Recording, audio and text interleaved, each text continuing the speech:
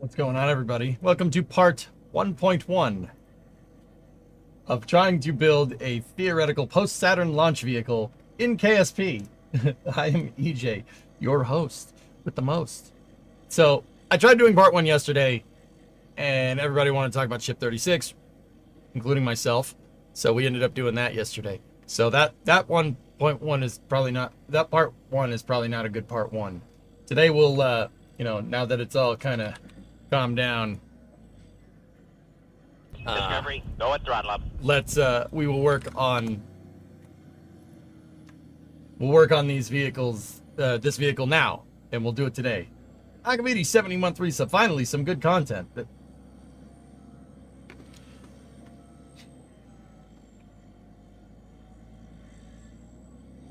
You know what? You know what? You know what? It's fine. It's fine. I agree. It is good content. It's part 0.00001. No. Just 1.1. Just 10th of a decimal point. We're good. We're good. Hello, welcome back to the living. Hope you're feeling better. I do feel a lot better today. I can move without pain. I can't move very fast, but I can move. Yeah, I'm good, dudes. Hanging on the inversion table with some prescribed prescriptions from my doctor. That's yeah, definitely. I'm all right. We'll be okay. Thank Discovery, God. go at throttle up. Beam had an update. I am not using the racing rig, dude. No, I'm not trying to move that. Not right now. I can't lift anything, dude. I'm gonna try to take it easy during the weekend, and then next week, if my back is cooperating, we'll get back to working on the Coronet. Poison A, 50-month resub. How's old Titan? How's Titan handling old Pops? Dude, I usually try to, walk the dog and play with the dog in the morning when Brimo's working. So when Bree is off work, she can play with the dog. 'Cause Titan's a worker dog. He has a lot of energy. You wouldn't tell by it when he comes in here. When he comes in here, he's very chill. But that dog, yeah, when that dog gets riled up, he gets riled up and he doesn't stop. So, it's fine. Yeah, I gotta rest up, and it's killing me not working on the car because I want to work on it because we got the leaf spring hanger and everything, and it's okay. Hey, Mats, what's going on? I wish the Apollo applications program would actually happen to its full extent. I mean, yeah, me too, Methane. That's always,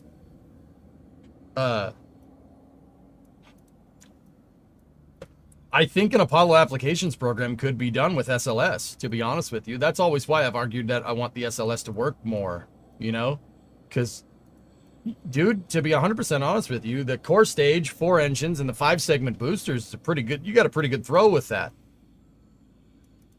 You got a pretty damn good throw with that thing. Now, if it was up to me, what I would be doing is basically using SLS for an applications program, but the applications program here would be focused around flybys around Mars, flybys around Venus. Basically pick up where the Apollo program left off. Use convert. Here, I'll show you. And this has to do with the vehicle that we're going to work on. So this is pertinent. We're not getting too far off the rails here. So look, you got a lot of, you can do a lot with, here, give me 1 second. With SLS in its, in these configurations alone, heck, not even these configurations, with Block 1B crew and cargo, with these two right here, you could get a lot done. Heck, you wouldn't even need the crew one, and for the cargo one, just take Orion's nose cone and put it right here. And then you almost got that fairing. There's no need to reinvent the wheel. You already made a fairing right here, right? Or better yet, build the 5-meter fairing up here so you could, carry the rocket aerodynamics wouldn't change much. So you do have a little, like a bottle-shaped fairing, but hey, whatever. You can do stuff with that. Now, here's what I would do. With these two vehicles right here, I would take the upper stage. Now, if you notice, Block 1 has a little bit of a different upper stage than Block 1B. Block 1B, it doesn't taper in to the ICPS. We have the exploration upper stage. The exploration upper stage, you know, it doesn't have the kind of the good TWR that I'm really looking for, but you know, it's already in the works, and you know, we could put it to use. What I would do with this thing is work on building this thing into a flyby and transfer vehicle. So with the SLS 1B crew stuff, and maybe, you know, maybe we'll do this in Kerbal when we're done building the post-Apollo vehicle, right? I mean, I don't know, see why we would, but I'll do it to demonstrate the point. Yeah. Did the rust clearing off that pipe with the grinder go well the other day? Off of the pipe? What pipe? Which pipe are you talking about? 1B have funding now? It should be. I'll admit, I talked to one of my buddies that worked down at Michoud about this a little while back. We haven't heard anything about the EUS, but they are building flight articles for it now. It did pass CDR. Test articles have been made, and they should be working on a flight version of it soon. So what I would do with this thing, with SLS, is not use it to build something. That's dumb. Why would you do that? That's such a fragmented architecture. Don't carry a transfer vehicle in here somewhere. That makes no sense. Like, don't carry gateway modules in this part. So SLS has a gigantic 8.4 meter fairing right here. This is basically a gigantic payload bay, right? And what they wanted to do was move gateway components inside of it. And, you know, that's not a bad idea. I don't mind that, using Orion to basically build the transfer vehicle. What I really don't understand is why you're going to build a transfer vehicle that's going to be a prototype to go to Mars with solar electric propulsion when you have this, when you have the exploration upper stage in itself. Focus on boil-off mitigation technologies and refueling with the EUS. Take the universal stage adapter and then convert that into, put a HAB module on it that basically builds the transfer vehicle, or builds the EUS out into a transfer vehicle in itself. So you have basically a space station module with a docking adapter on here. Like, put VAST's Haven 1 in here. Attach it to the EUS.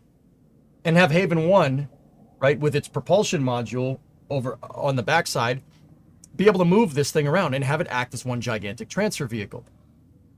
And then have Orion dock to the Haven 1 EUS transfer vehicle with Gigantor solar panels here, and maybe I don't know, a fold-out solar shield to shield the propellants from boil-off or whatever, right? Work off boil-off mitigation technologies, and then use this as your transfer vehicle to do flybys around Mars and flybys around Venus, crewed.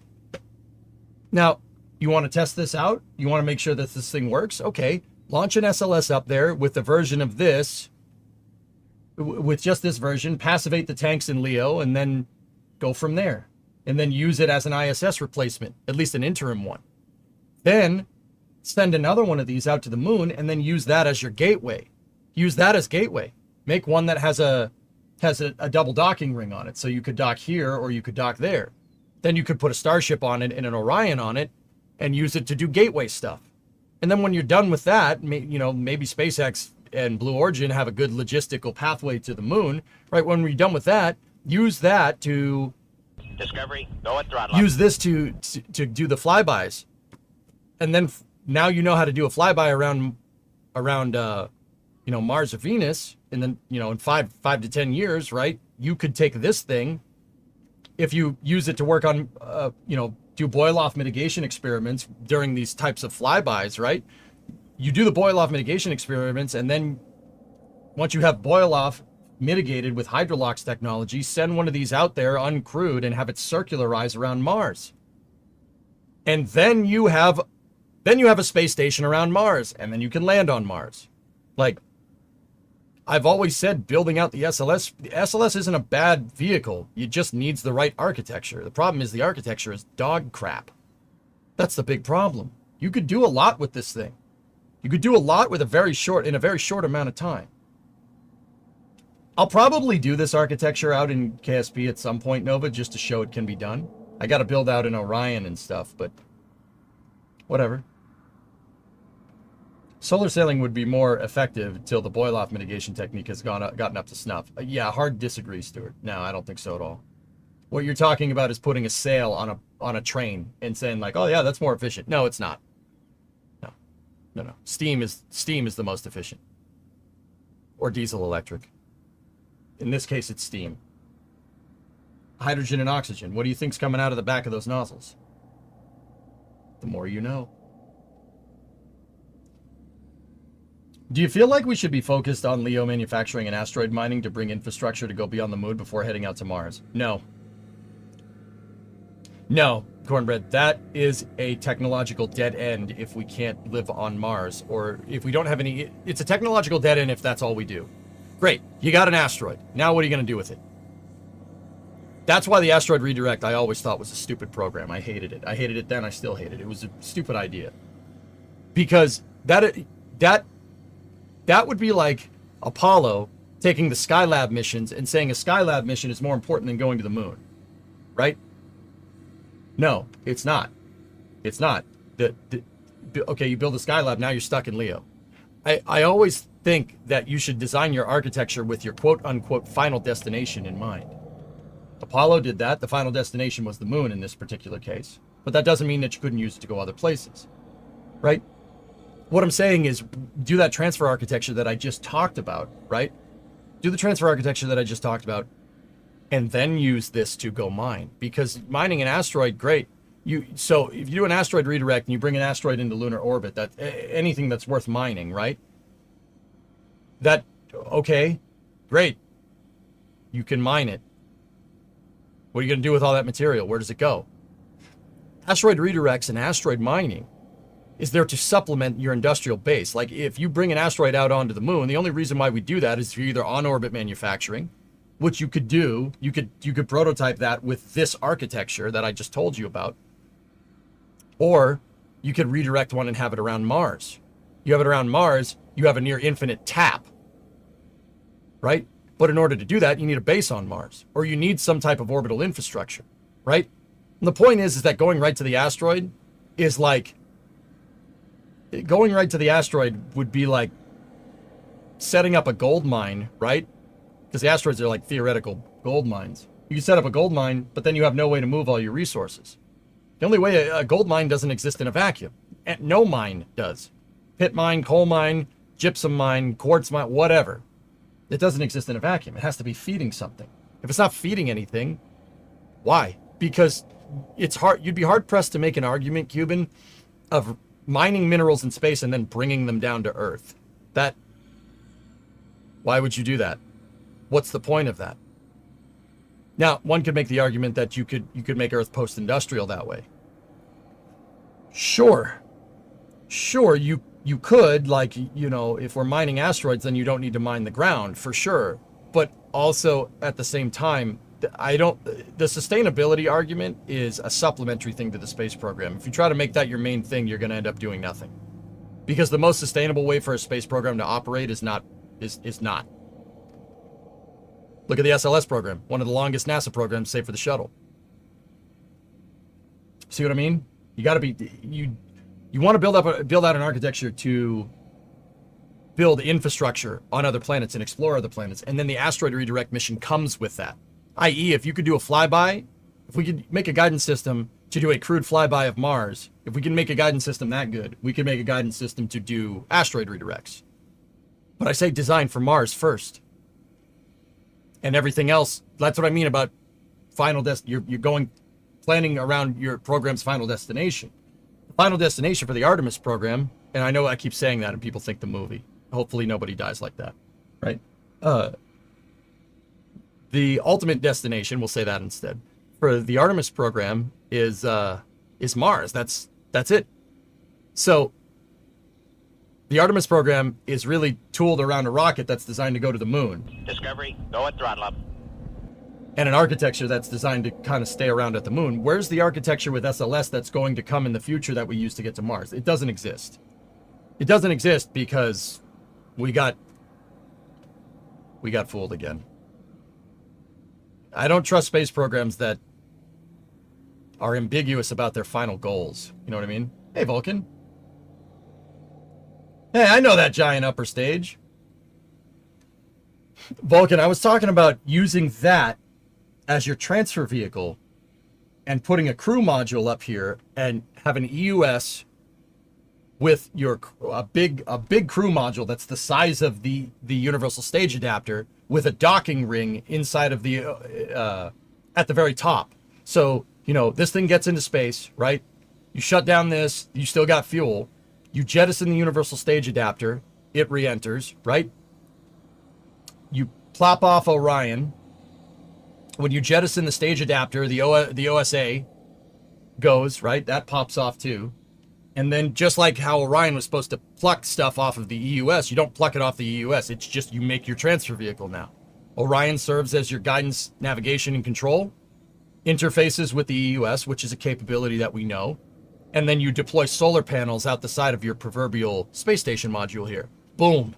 Mars transfer vehicle. One launch. Easy peasy. Well, not easy peasy.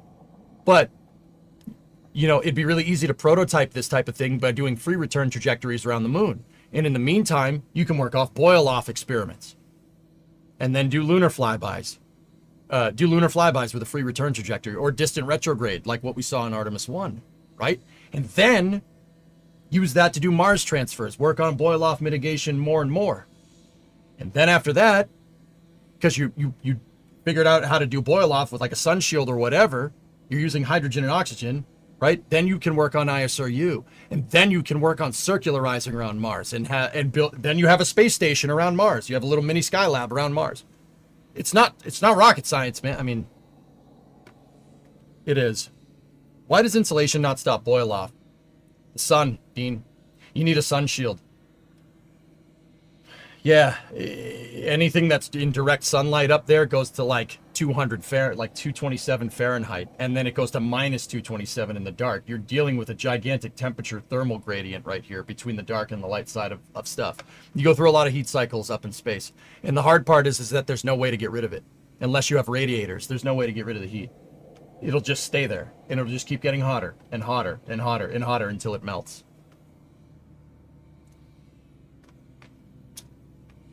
That's actually been a very real study recently, though not with the Ascent EUS. It'd be a second EUS stage with a single engine for deep space operation instead of the Ascent vehicle configuration EUS. Let me see if I can find it. Yeah, Vulcan, I don't know if I like that. Developing a kick stage for the EUS is just baggage, dude. Make this into your transfer vehicle. I'll be honest with you, dude. I don't really like the EUS. It is great for exploration. For like scientific probes, this thing would be awesome for doing deep space missions.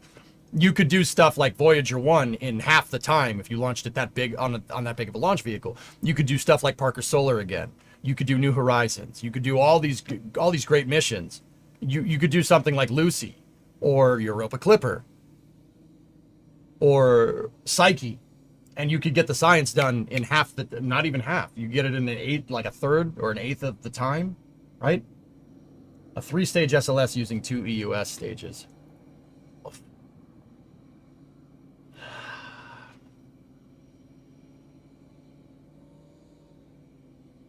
Okay.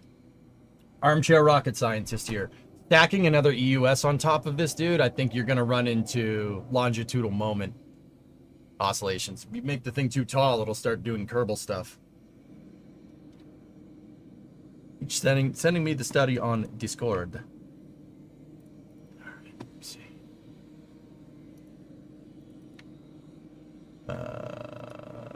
Copy link. Anyway, we'll build our post-Apollo vehicle here in a second. Vulcan, what I want to work on today is building that. We found a PDF about post-Saturn V and Nova rockets. I'm gonna build that. I'm gonna build a scale version of that in KSP. Yeah, chunky Saturn. Chunky. Oh, Vulcan, I don't know if you knew this, dude. First of all, long time no see, man. I hope everything's going well. Dude, Aerojet Rocketdyne built out something akin to like McGregor in the 60s in Sacramento. Aerojet Rocketdyne has a gigantic, or had, the HOA actually chased them out, which is hilarious. Very California thing to do. Aerojet Rocketdyne had a gigantic rocket testing facility here, like as big as McGregor. And then on the north side of it, dude, check this out. We did some detective work. See all these buildings right here?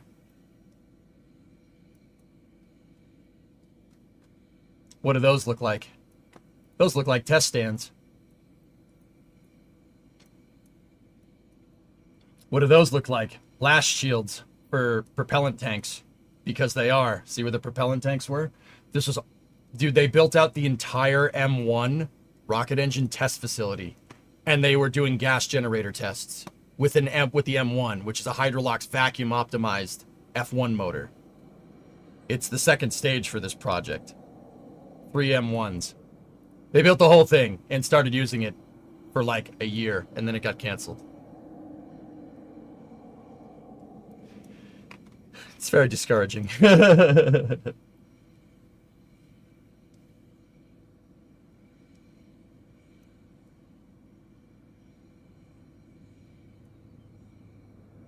Dude, can you imagine a Saturn V? You got a Saturn V rocket, dudes. No 5J2s in the second stage. A single M1. A single M1 will do it. Yeah, a single M1 would... Yes, it would be higher TWR. You'd actually be increasing the throw weight on a Saturn V if you put a single F1 in the second, or single M1 in the second stage, and then use the J2 for the S4B.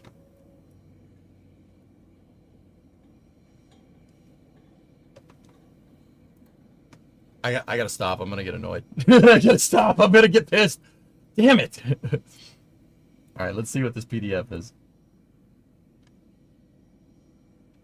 Dude. What do we got here? Future mission capabilities enabled by an evolved NTP power space launch system. Oh. Oh.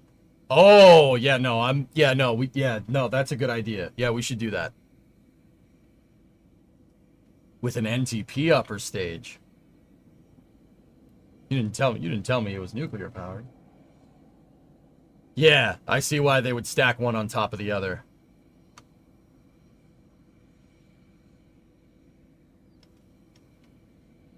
Yeah, make that into the transfer vehicle. No, you're right. Good call. Yeah, we should do that. We should do that.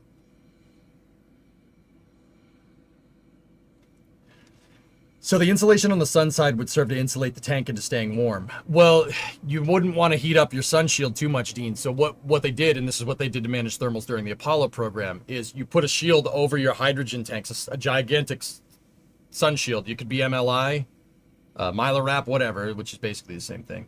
And then you rotate the stage. So this is the pill bottle that you rotate it like this, and you keep it 90 degrees to the sun. Right, so if the sunlight is going this way, you roll the thing, right?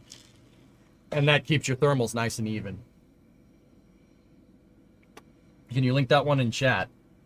Oh, Vulcan, can you link that? YG, what's up, man? I can't stay long, but just wanted to pop in and get your feedback. So there are 3 options with the pillow. 1, shipped to the PO box. It will be there next Saturday. 2, I can send either CVS... You can send it to the CVS or Marshall UPS store into the highway. Just send it to the P.O. box, dude. If you insist. Yeah, P.O. box, man. Thank you. Back's doing better today. I hung upside down for a very long period of time yesterday, and I got seasick from it. I used to hang upside down all the time in high school, like, you know, like the playgrounds when I was spend most of my days.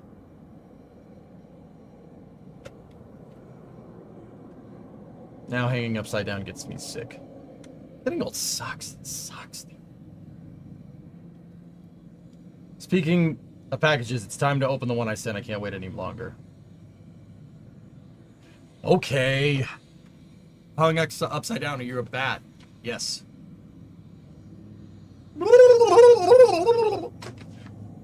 Okay. I'll go get it, Geek. We'll open it up right now. We gotta play Kerbal. We'll play KSP, but no! I'm trying to make it about you.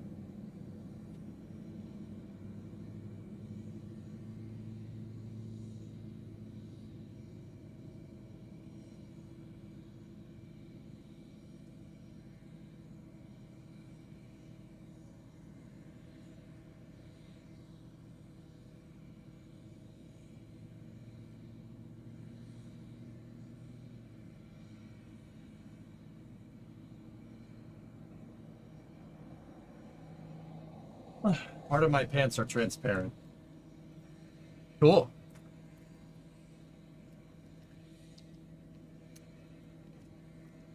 Cool. If you want to see more of that, you can check out my OnlyVans. ejsa.space/onlyvans. Not safe for, it's NSFW. Not safe for wrenches. All right, Geek. What do we got here? What's that you got there? You got me a birthday present. I don't know why you got me a birthday present. I don't buy you a birthday present.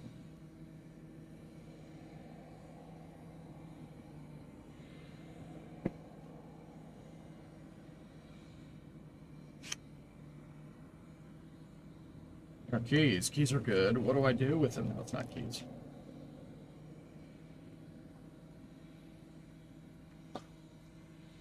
Very good. It's set up to go to the P.O. box, so I'll leave it at that. You know, the post office is the only agency that can deliver to a P.O. box. So shipping that costs. Huh.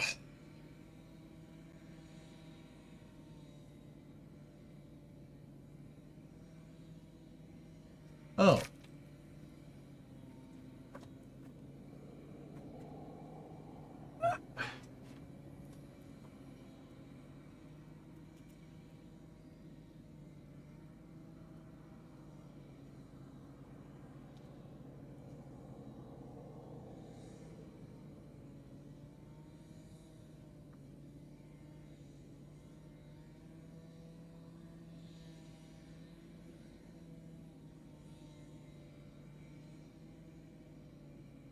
An engineer, I'm getting there, dude.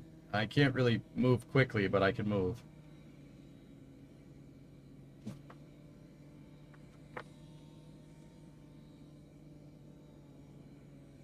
Hmm.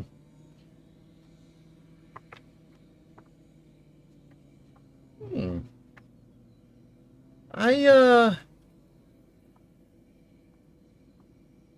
I'll be holding on to this, Geek. Thank you. I don't hate this.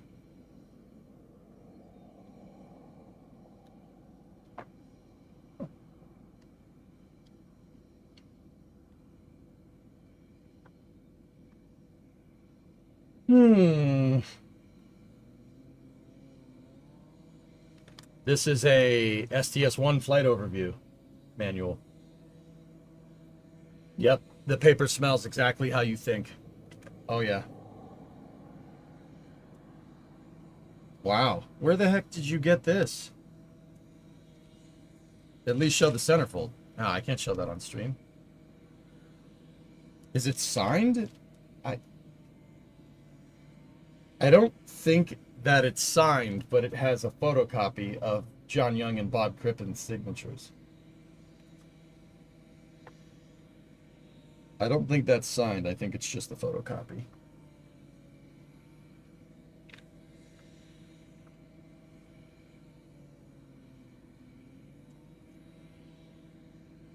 Oh.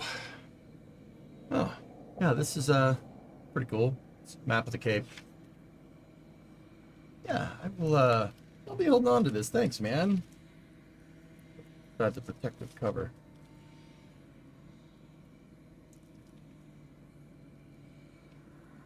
Figured there might be some info in there that you like. Yeah. Yeah. Yeah, probably.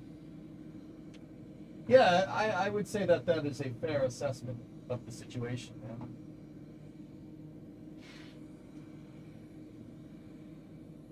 That's super cool, dude. Thank you. Appreciate you. All right. Let's get to work, shall we? What's your favorite piece of space memorabilia that you own? I can't tell you.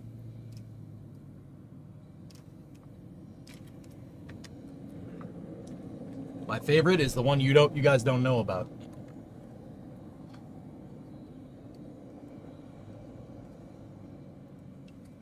What? No, this isn't some like, oh, no, I seriously. No, we're good.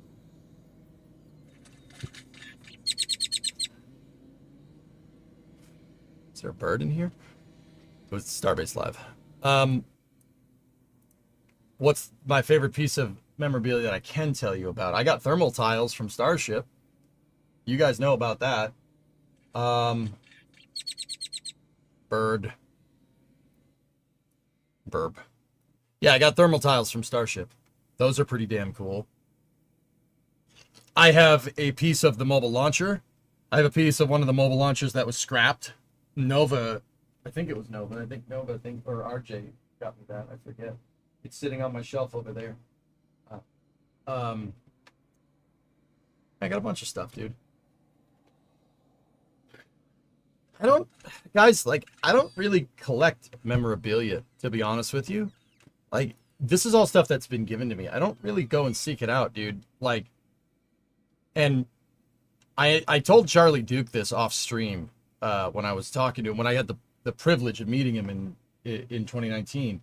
I told him, you know, I interviewed him and he's like, "Do you want me to sign anything?" I'm like, "No, I don't. No, I'm good, man. You don't need to sign nothing. I got to shake your hand, dude. That's nah.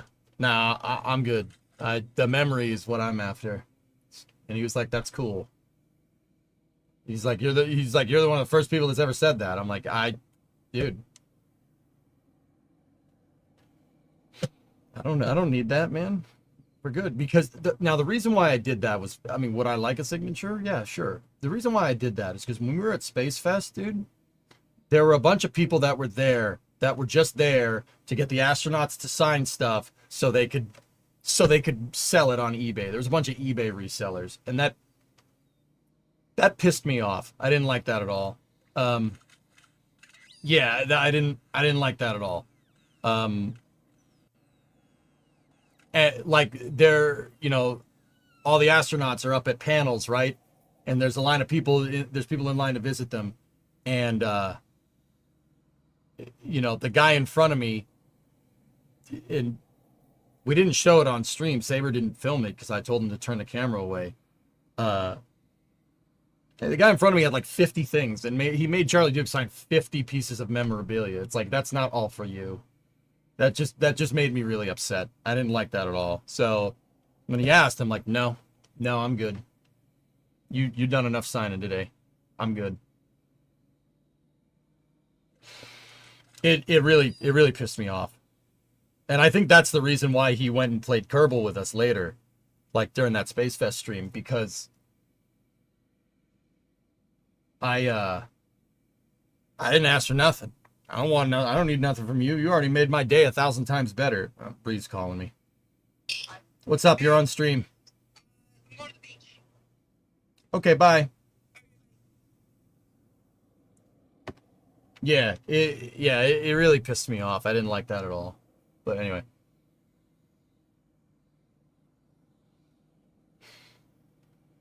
I don't know if you heard her. Bree said she's going to the beach. I'm like, all right, bye. That's why a lot of people only sign one thing. Yeah, Creation. I didn't like it at all.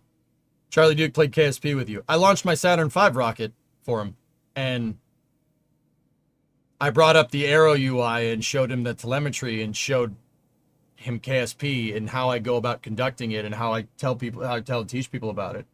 And I had all the orbital parameters up and stuff, and we had the Aero UI open, and he was watching it. Like I got to see him lock in, which just made my day. That VOD's out there somewhere. I think it's on DOS's channel. Or Vectors or something, or whatever Vectors is now. I saw him lock in. I saw him watch, you know, if you guys go see that VOD, I'm trying to fly the rocket, then I'm looking over. I'm like, does he still care?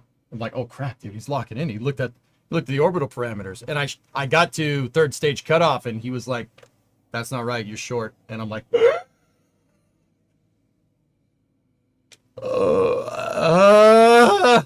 I'll use the RCS. Yeah. Dude, he locked in. The guy didn't say a word. He was just like, so I could see his eyes like moving around and reading all the numbers. I'm like, what the heck did I just do? Yeah, dude, this is on video. Like, there's a VOD out there somewhere. Can you link the VOD? I don't know where it is. It's around somewhere. Yeah, dude, you should have had big timed him and said, well, actually, it's 2/3 scale. I told him that Kerbal. No, that's the thing, Panta. I told him that Kerbal was like that. I said that before we did the VOD. I go, they keep the planets smaller, so you don't need to build as big a Delta V rocket. Like, you don't need a rocket with as much characteristic energy. And he understood that. He understood exactly what I was saying. And I told him where parking orbit is, etc., etc. Like, I prepped him on all that stuff, and he understood. Charlie Duke understood the assignment.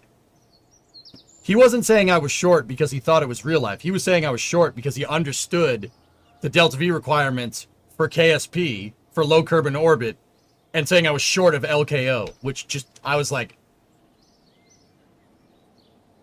ugh!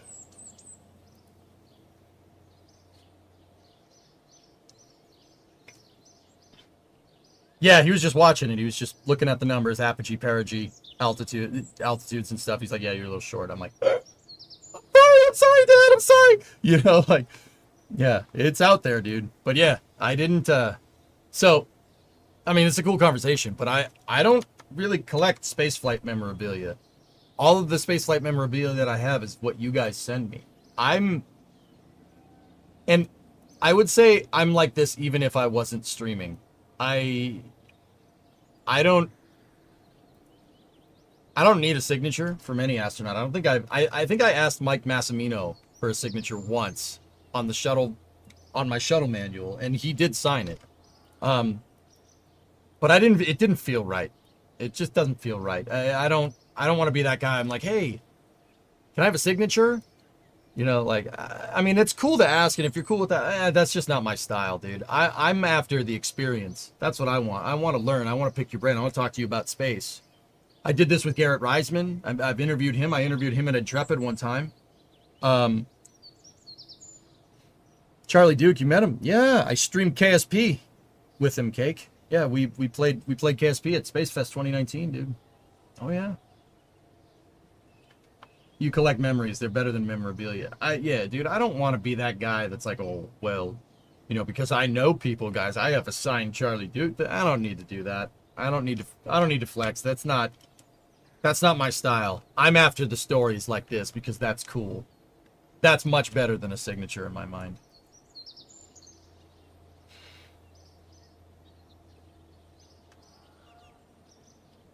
So, yeah, guys, I don't really have much spaceflight memorabilia. The stuff that I got is stuff that people gave me. I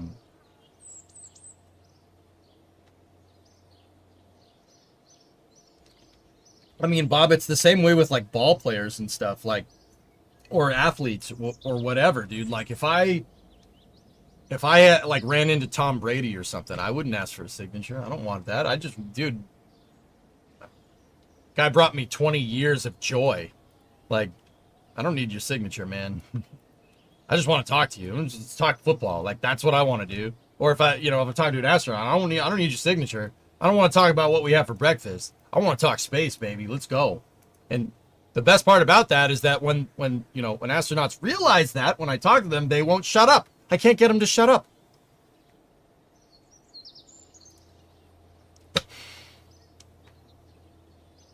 The one time I ended up asking an astronaut something stupid was not asking an astronaut something stupid, but a cosmonaut. I met Sergei Krikalev, the guy that got stranded on Mir in 2014 with Sawyer.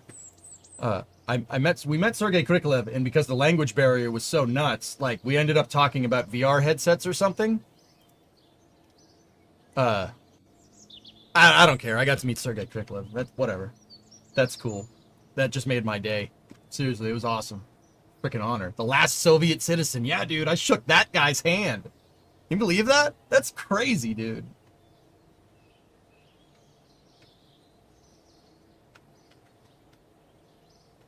What is DAS's channel on YouTube? It's Kerbal Space Academy, dude.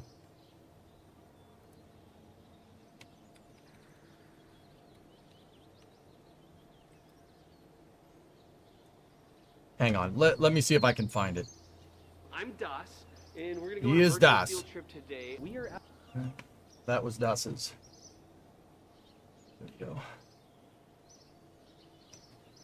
Yeah, see, on DAS's channel, the VFT that I did from Pima. That was right. That was at the same exact time. So they should be right here somewhere. That's Kerbal Help Desk stuff right there. Yeah, see? That's me sitting in front of a hind. Why? Yeah. That's pretty neat.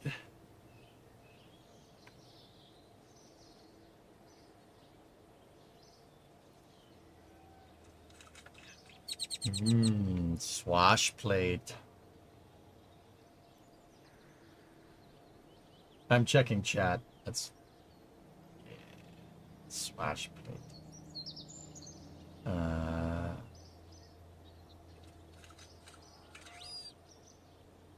So it would have been during Vector. It would have. Okay, so it's not on this channel because it would have been right here. Hang on.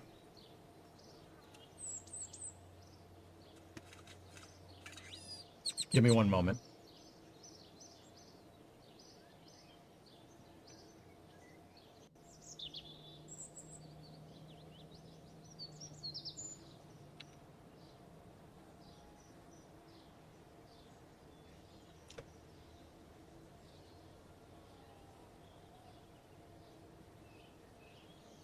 I gotta find it. I don't know what they renamed. Vector's VFTs was renamed. They named it something else.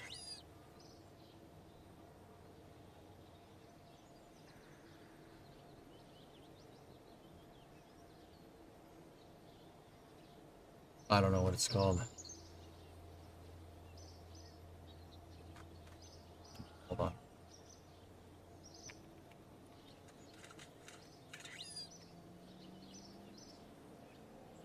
Maybe you can ask Victor. Yeah. What's our vector, Victor? So this is what Das and I were doing before Das started doing stuff for NSF. We would go around and do VFTs. Like, dude, we got into places.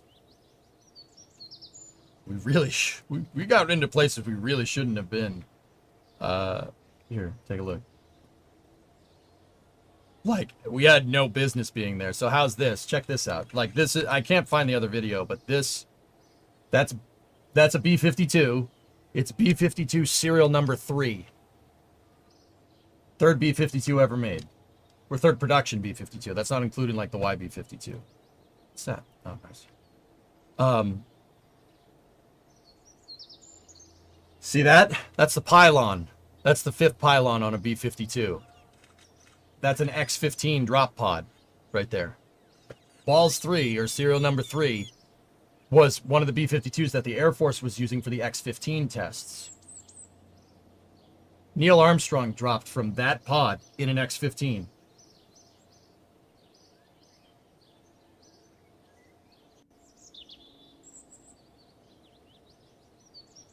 Yeah, I know, Dean, right?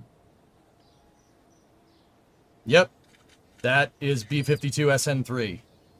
That is the X-15 drop pod that they used to do, the Air Force used to conduct tests in the late 1950s.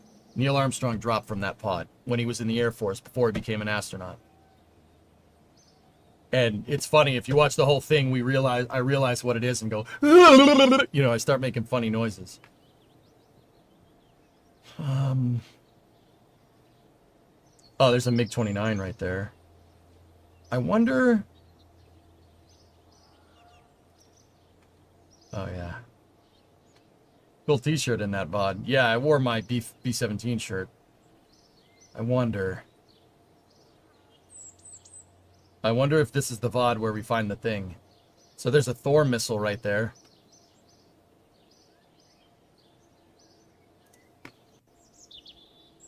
It didn't have the H1 in the back. It was blocked off. See? It was just sitting on a flatbed. Just a whole Thor missile, whatever. Hold on.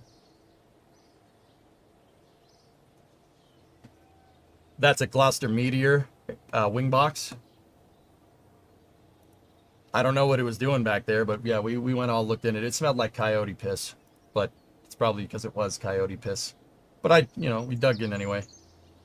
Good afternoon. How's the back? Pretty good. Yeah, Gloucester Meteor, one of the first first generation English jets.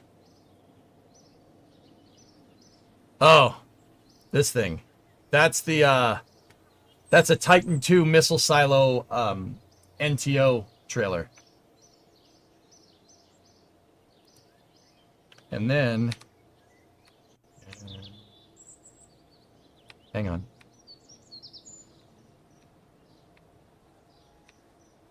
Hang on a minute. It's Pima. You could just leave this stuff outside. It's really not a big deal. Oh, yeah. Here we go. Here's the best part.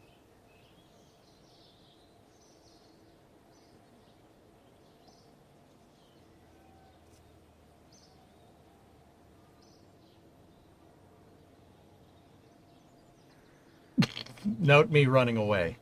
Just...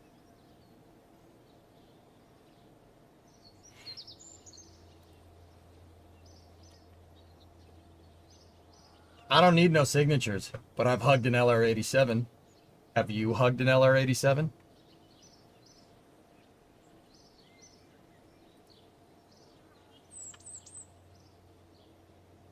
Yeah, Titan II missile engine. You hugged one? I have. You haven't? Did it hug you back, though? Oh, yeah. Yeah, it left all the white paint and schmutz all over my shirt. See? 4 of them. 2, technically. LR-87 was 2 engines acting as 1. So it looks like it's a RD-180, like a twin nozzle, but it's in fact 2 engines. That's 2 LR-87s. And look, all of its turbine machinery.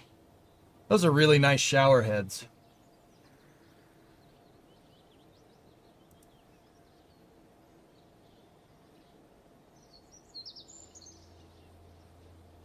What engines were they used on? Those are Titan II missile engines. There's there's the mount piece, there's your impellers. I don't know nearly as much about this stuff. I didn't know nearly as much about this then as I do now. Those are your impeller systems. So Tessa, this is what I'm talking about. An LR-87 is 2 motors acting as 1. They called it the LR-87. The LR-87 is 2 LR-87s technically together as one thing. The reason why it's classified as 2, even though I call it 1 engine, it's technically 2 because you have 4 impellers. 1, 2, 3, and 4.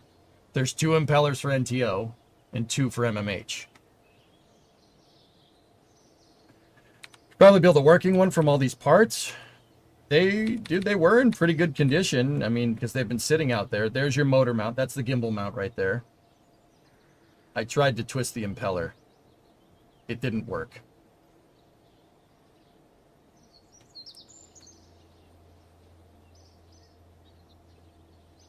I'm going bananas because I'm standing next to injector plates. Filter. Gearbox. There's the gearbox. Yep. Fun fact, LR-87s, because it was a gearbox driven, your impellers, because hypergalls, you could run it off whatever. LR-87 is one of the only engines that's run on kerosene, hydrolox, hydrolox, and hypergall. You can run anything through an LR-87. You just got to change the gear ratio in the gearbox. See those gears right there? That's a valve, big old valve. The Bobcat engine in KSP is what that's based off of. But yeah, the Charlie Duke video is out there somewhere. I don't know where it ended up. I'm kind of bummed. I don't know where that thing...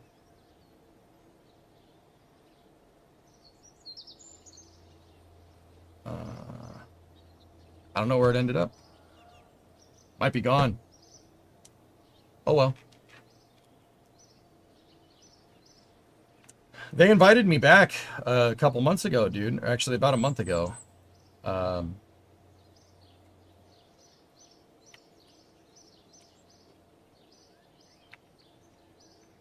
going to try one more thing, and then we'll look for that. We'll start building that rocket.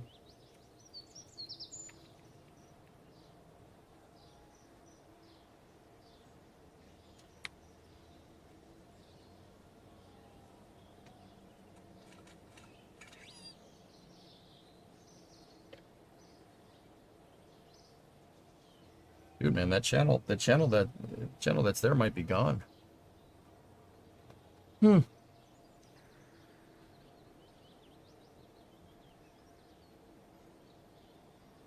I'm trying to see if I have it in my subscription list. Give me one sec.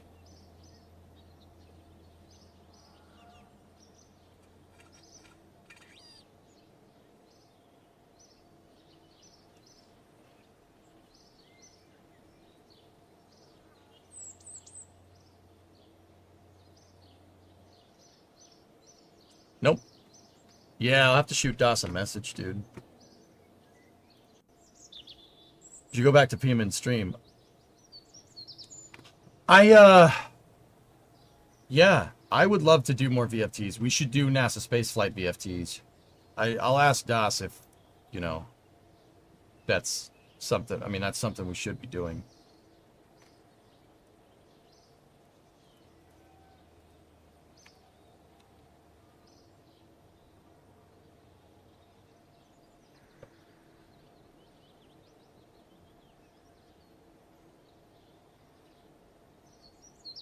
Nah. I don't know where it all ended up. What is a VFT? Virtual field trip. Live streaming from a museum. Yeah, that's what we used to do. We used to go to museums and we used to live stream it. It was fun, dude. Good time. Just get to nerd out about stuff. You get to sit there and talk with the museum docents and stuff. And we do. I mean, Intrepid is the one that we ended up doing the most amount of work with, but yeah, I don't know, man. It's gone. But, doesn't matter. It's alright. Alright, so, let's, good conversations. Now we're warmed up. Let's do this. Alright, so, this is what I want to make. This is a post-Saturn launch vehicle. We need to make something that's 450 feet tall. First stage is 65 feet, 65 and a half feet wide. Second stage is 60 feet wide. So that's 65 is basically 20 meters, basically. And then this one is like 18 and a half with a 60-foot wide fairing. Full, as far as I can tell, it's a fully expendable vehicle. First stage has 18 F1 engines in it. Second stage has 3 vacuum-optimized M1s in it. The thrust at 32.4 million pounds of thrust. That is double super heavy in the first stage. 18 F1s. Yeah, that's double super heavy. Yeah. Super heavy makes 15 million pounds of thrust, or about 70 meganewtons. This makes 140 meganewtons, which is, that's a lot. Oh, nice, Ellingar. You made a model. Neat. It takes, the workflow's not hard to pick up, dude.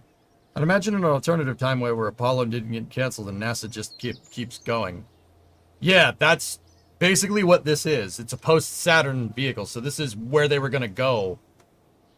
Where they were going to go after Saturn Nova, which is pretty insane. I need to understand UV unwrapping my models, but then I think I got it. It's like wrapping a present, Hallengar. Think about it. It's like wrapping a present. Try to wrap a present with no overlap. Like, you know, if you actually wrap a present, there is some overlap on the ends, right? Imagine you were just trying to wrap a present. How would you do it with no overlap? That's UVing. It's not that big of a deal. Does it say 18 F1s? Yep. F1As. So that F1As are the Block 2 ones. Those are the ones that flew on the later Apollo missions. So 15, 16, 17. Photos of the COPV that broke have been leaked. It was hardened for liquid hydrogen. How did it break?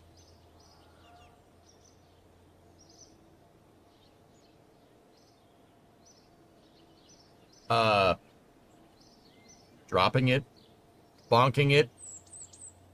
Read the label on the side, Trey. Look at the bottom line. Do not use if dropped or dented. That's what it says.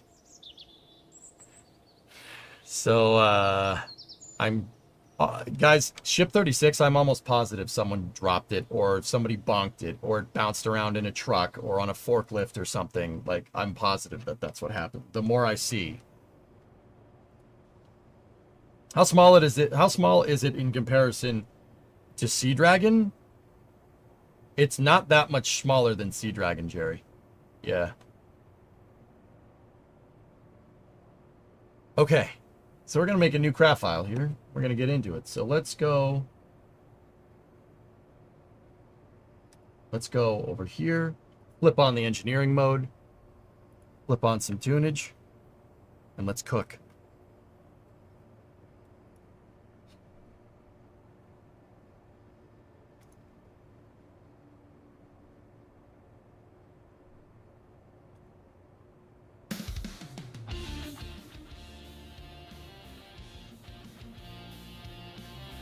There we go. That should be good. There we go. Testing against the audio, testing against the... Yeah, okay, channels are looking good. Let's do this.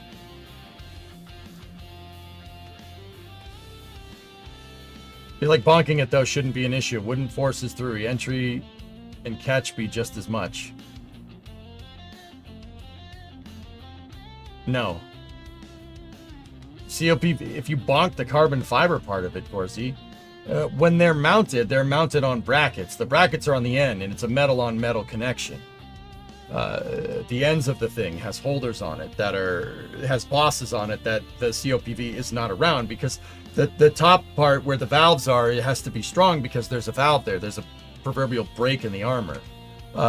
So they make the ends of these things out of thicker metal for that purpose.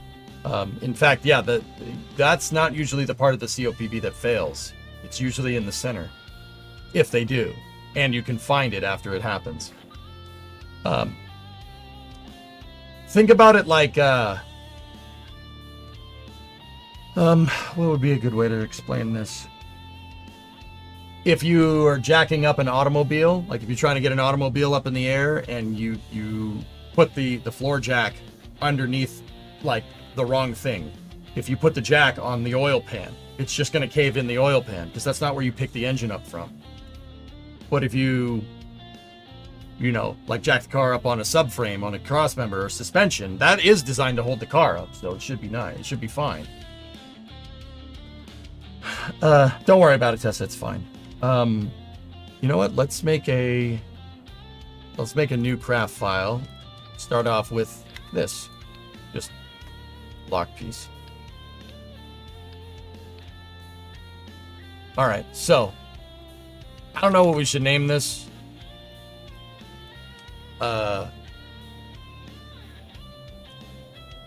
don't think this rocket ever got a name, but I already have a Triton rocket. My Triton series of rockets is that we built a long time ago were pretty good. I have the Triton rocket is the biggest rocket I've ever made in KSP, and this is going to be pretty comparable to that. I like Triton. We could also bring back the Neptune name. Neptune was a little... Yeah, that kind of was its own thing, though. Jupiter 18.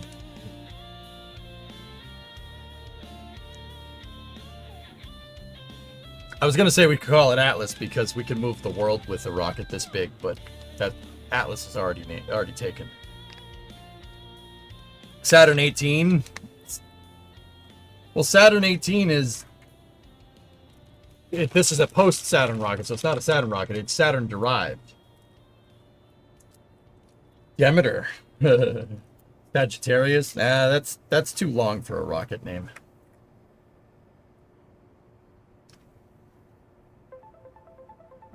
Uranus 5. Prometheus, bring the fire. I do like that.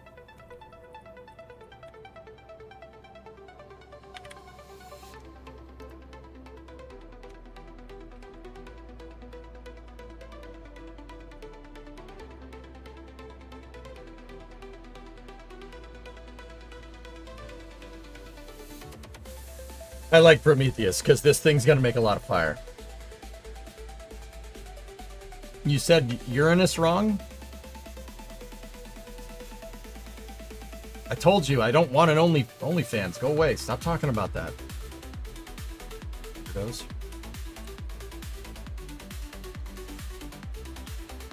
All right. Cool. How about Titan after your dog? I like Prometheus. That's a good name. It's good enough. Jimmy Doohan, because you can't change the laws of physics. Oh, but I can, Tessa. I have the Kraken on my side. All right, so let's get some ideas about what we're talking about here. So, dude, okay. Yeah, this thing's gonna be pretty big. Let me just think about how we're gonna do this.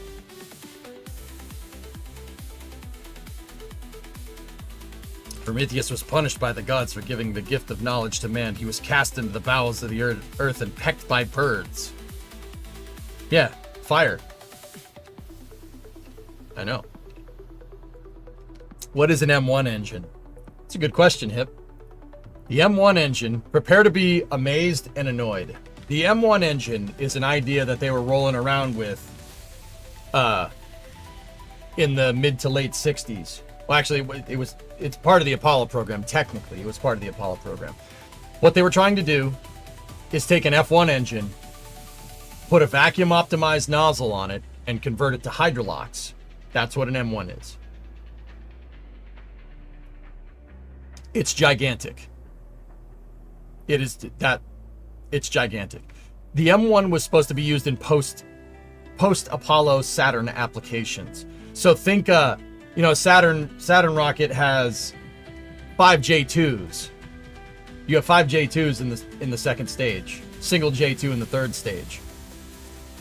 With the M1 engine, you could have 1 engine in the second stage, and then a single J2 in the third stage. 1. M1s. What was the thrust of this thing? Hold on. M1 engine was. It made a lot of power. I'll show you. 1.5 million pounds of thrust. So that is a hydrolox engine that makes almost 7,000 kilonewtons of thrust. Almost. 1,000 psi chamber pressure is actually pretty dog crap, but it is hydrogen, so. Yep.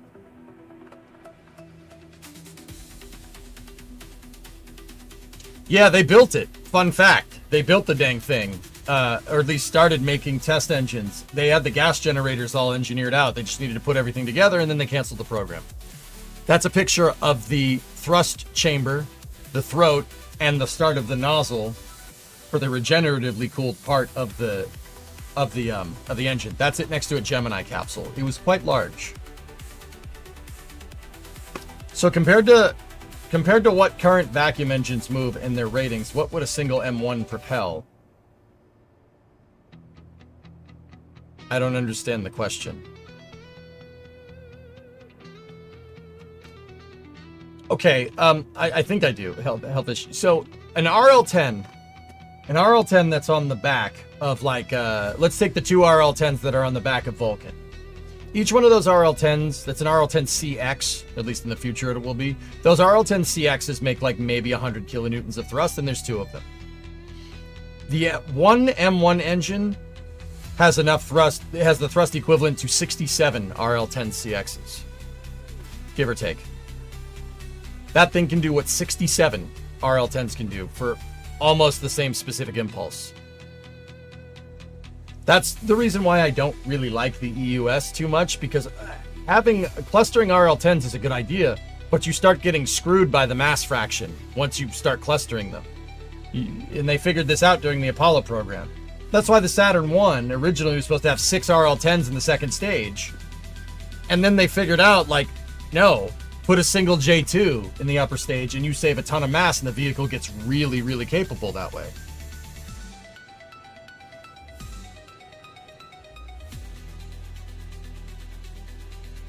Oh, jeez, Christian, yeah. So, yeah, that's the idea.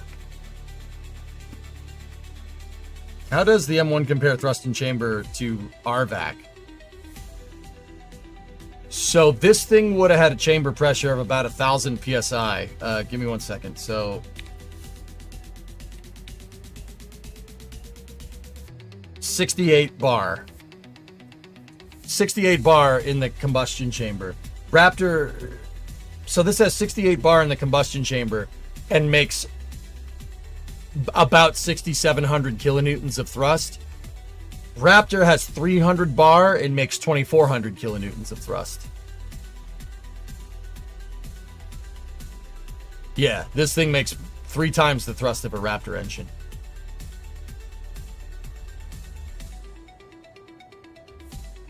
Could a single M1 move Starship? You'd need 2 to 3. 68 is less than 300. It's an upper stage engine, guys. You don't need to yeet stuff like SpaceX does with an upper stage engine when you're talking about expendable launch vehicle applications.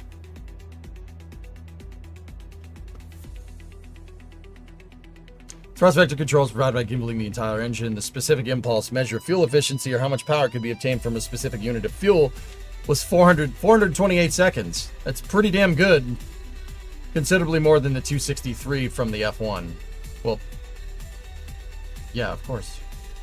Because the M1 was designed to operate in thinner air at higher altitudes, it had a very large exhaust nozzle that was considerably bigger than even the F1. Yeah, this motor was like 3 stories tall, dude.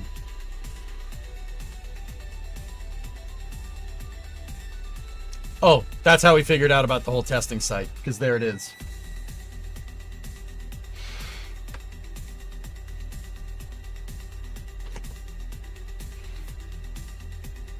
The M1 is way bigger than Raptor. Yeah, you need a gigantic testing stance to get it to work. Yeah, this thing, M1 rocket engine post-Saturn. They were talking about clustering M1s down there in an aerospike. Yeah, I'm good. I don't want to do that. There's the test stands. There's the gas generator stands.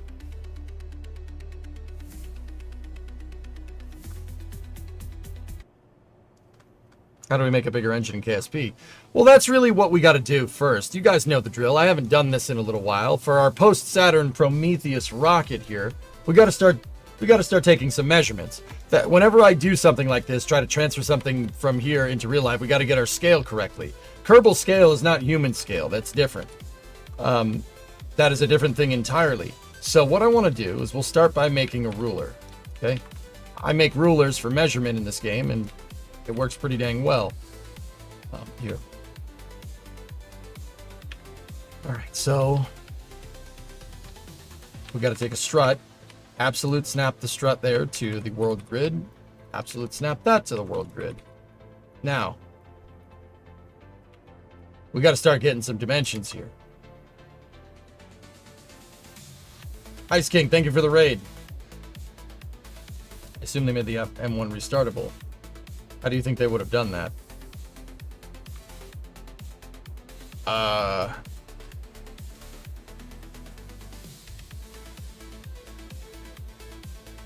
I don't know if it was restartable, dude. I'd have to go read.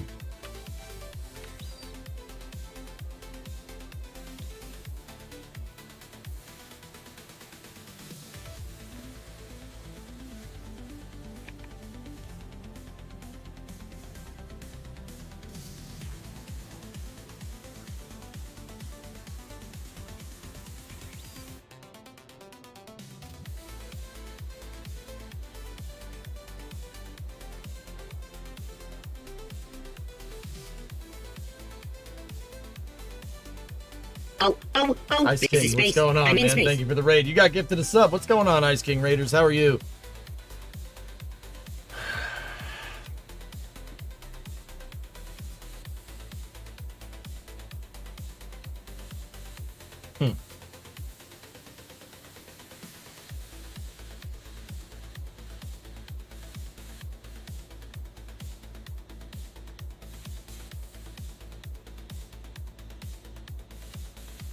Doing some BD Armory testing. Very good time. Cool, man. All right, so let's go back over here. So let's understand the scale of this vehicle. So it's 450 feet tall. We got to convert that to Kerbal scale, okay? So I'll convert it to Kerbal scale, and then we'll convert it to meters. So 450 feet. Now, Kerbal's running scale, I got this from the developers a long time ago, is about 61 to 62% of their real-life counterparts. A Kerbal is give or take like the size of a small child, basically. So about 60% the size of a real person, right? Like Kerbals are about 1 meter tall. Average person is about 1.5 meters to 2 meters. I get it. Kerbals are all the same size. Like, so we're running about 60% scale. So to get how big this rocket would be in Kerbal, like a Kerbalized version of it, we'd need to times it by about 60, or divide it by 60. So divided by 0.60, or no, times it. I'm an idiot. I got to do it backwards. Times 0.6. So it's 270 feet.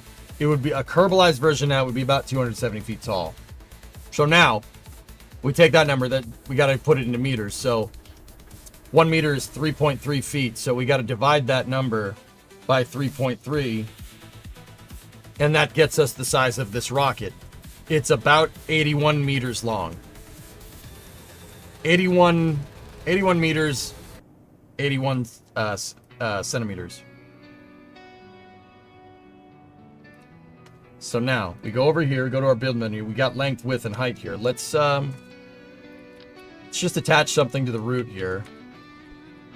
And let's move that this way, and that'll increase the length here. So how big is this dang thing? Okay. So if we go off the front, we go off the back there. That's 45 meters. And you can hold shift and left click, and that'll get you how big this thing is.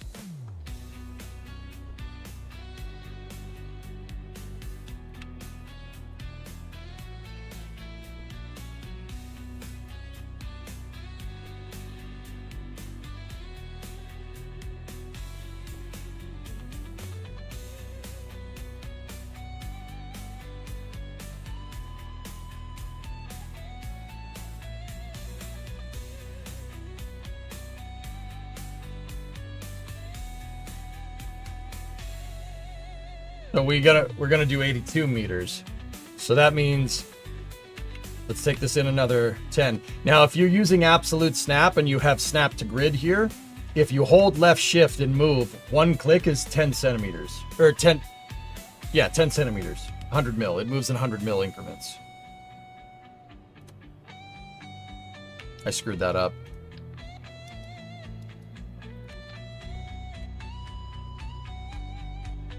One, 2, 3, 4, 5, 6, 7, 8, 9, 10, 12, 13, 14, 15, 16, 17, 18, Discovery, 19, go at throttle up. 20. So 84. So we'll go in another 10.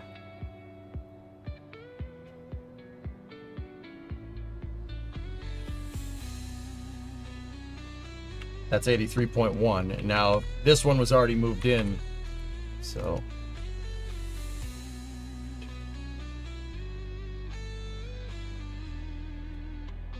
that should give us 82.1. And then if we take this and we just click them in, move that one in a little bit, and then move that one in one tick, 81.7. Perfect. That is the size, or the length of this vehicle. Hey, Craft Crackers, 82-month resub. Thank you. How did you decide to convert feet to an imaginary measurement and then convert to meters? 60%, 60 to 61%, depending on the part, because the parts were made by, a lot of these parts are made by different artists. 60 to 61% should tell you is your Kerbal scale. That's your running scale. So whenever I build real stuff, like that reminds me, if you guys saw all the builds that I did, if you guys watched, I think it was Tuesday or Thursday's stream when I played KSP and I showed off the planes. That may have been Wednesday, I forget. All of my planes are built to the exact same scale. So if I have, in game, if I have my U2, the U2 that we made in game next to an F-15 in game, they're the same scale. They would be the exact same scale of the real life counterparts. All my planes are built on the same scale. So they're all, like if you fly them together, or if you have them next to each other, they're all the same scale. Heck, even my Saturn V's, some Saturn V's that I made are the Saturn V, the space shuttle, My 747, I all built them at the same running scale. It's 60%. So they all scale to each other.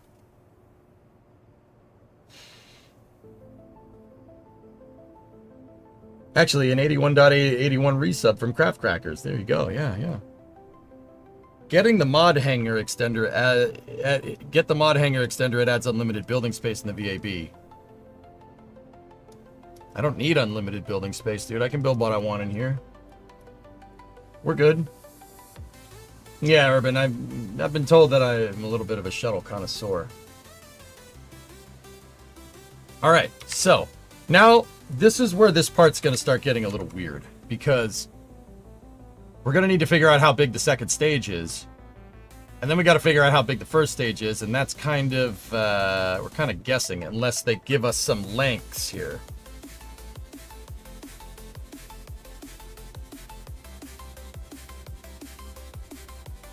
So we know that the first stage diameter is 65.5 feet. Second stage is 60 feet. And the vehicle's approximately 460 feet, including payload. I did 450.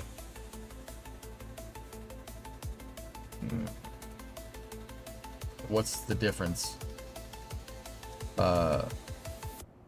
If it's 10 feet longer, that would be 3 meters longer. So we'll do 1, 2. And we'll round up a little bit. 1, 2. There you go. 82. No, that's not right. We just...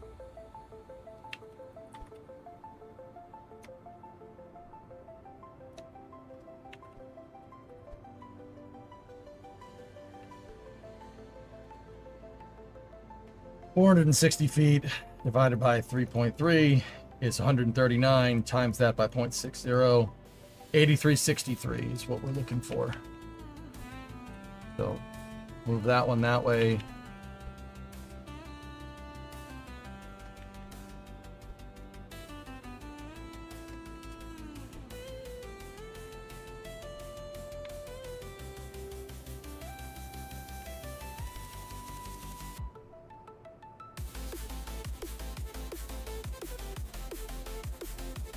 All right, so let's one more tick out there and one more tick that way. 83.7, that's good enough. 8363, we're fine. So that's the length of this vehicle, the overall length of the vehicle. Let's see, what other information can we pull out of here that we can use to scale? You boys are excited for this Kerbal stream, Rarest? Right on. So we got a first stage diameter of 65.5 feet. So let's take that measurement and we'll go from there. So 65.5 times 0.60, 39.3 feet. Now divide that by 3.3.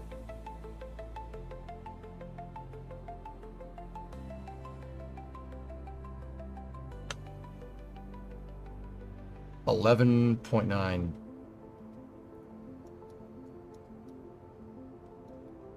You're building it sideways, of course. I only build in the SPH, dudes. I do not build anywhere else. Actually, you know what? Before I get that one done, let's do the other one. So 60 divided by, or no. 60 times 0.6. 36 feet in Kerbal scale. Divide that by 3.3. And we get a 10.9 meter second stage. That's our second stage here. So we take this, we go up with it.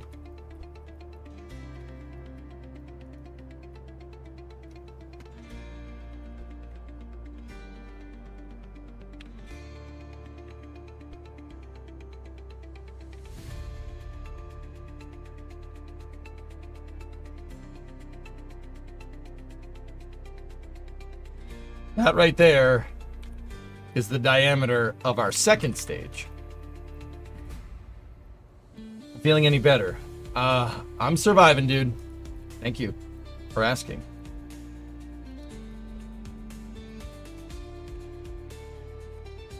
Okay, so that's the diameter that we're talking about here. What's wrong with the VAB? Smaller? The camera sucks. I hate the camera in the VAB. You can't do this with a camera in the VAB. Everything I build is in the SPH. Rockets aren't fabricated inside of VABs. They're built horizontally, or engineered or manufactured horizontally and then assembled in a vertical building.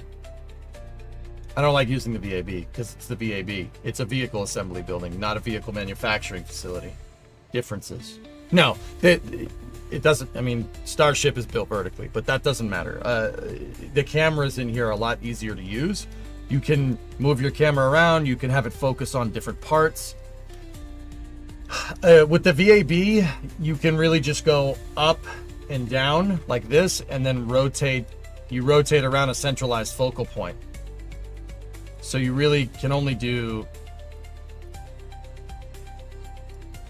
like this kind of work. You can only rotate the camera around one centralized axis. I hate that. It's really difficult. It's really difficult to build anything useful in there. How's the back today?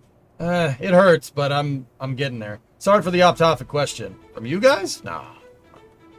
Did you ever hear when astronaut John Grunsfeld called into Car Talk? Yeah. I have a van that stops after 17,000 miles an hour. I've heard that, dude. Yeah, that was pretty funny. It could be 12 feet if you round up the numbers.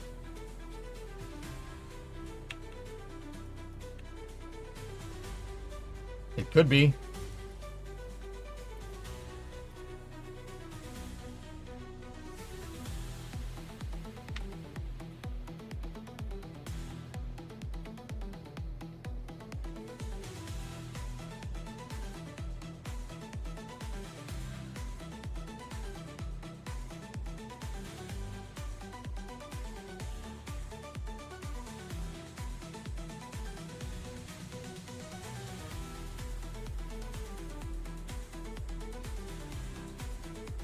So KSP scale would be 83.7 meters.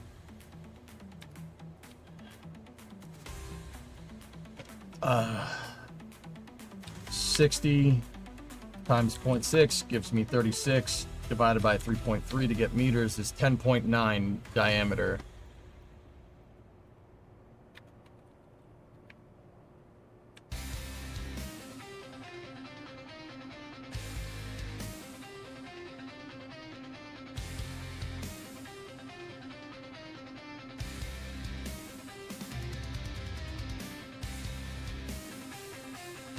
I always like to make notes. 65.5 times 0.6, 39.3. Divide that by 3.3, gives us an 11.9 meters first stage.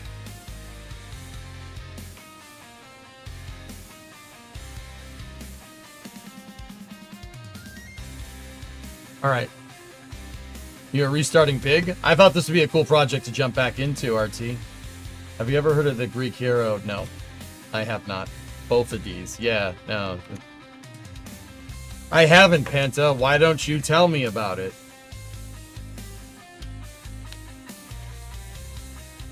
EJ, why do you build like this? Am I missing something? What do you mean, why do I build like this? I'm building a scale replica of a real-life rocket. Do you want it to look like this, or do you want to try to freehand it? Freehanding it is... I'm basically setting up the template so I know how big this thing is. I do all my builds like this, guys. Yeah, so for the uninitiated, if you never see me play KSP, I do all this out. Last in KSP notes, length. These are my personal notes. You don't need to correct me for those. I always build this way, guys. I build scale. If you're building the scale, you need to build a scale. You got to build a scale replica. That's how I get my stuff to look really, really nice. Like, no, don't worry about it, Secret. It's all good. Yeah, you don't need to correct that. Those are just my personal notes. I don't think you guys can even see that if you're watching it on a phone or anything. Like,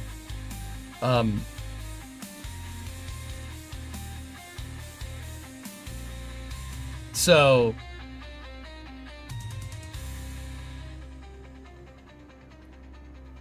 Like here, check this out. This is an Avro Arrow. I built this on a jig, too. What I do is I make a frame jig, or just a jig for the piece, and then I build the plane on it. That's how I figure out where everything lives, and that's how I can make such accurate builds. Like this Avro Arrow. That Avro Arrow is in perfect scale if we put it out on the runway and we put it next to any of the other planes that we made for Wings Wednesday, like an F-14 or an F-15 or even the F-16. We can, even my English Electric Lightning, the EEL, if we want to put it next to that, it'd be the same scale. Everything is built exactly the same scale. And damn, does that thing go fast. I forgot how fast we made this thing. Dude, we could make this thing look so much nicer. What sort of tank and construction are you thinking this time? That's going to be a lot of tankage. I'll build it like Neptune. We'll construct them like Neptune. Tanks wrapped around tanks. Like we did with Neptune. That's the right way to do it. We kind of get screwed by mass fraction, but we don't need as much delta V as you do in real life, so it's not that big of a deal. And just as an added bit of fun, for an added bit of fun, we'll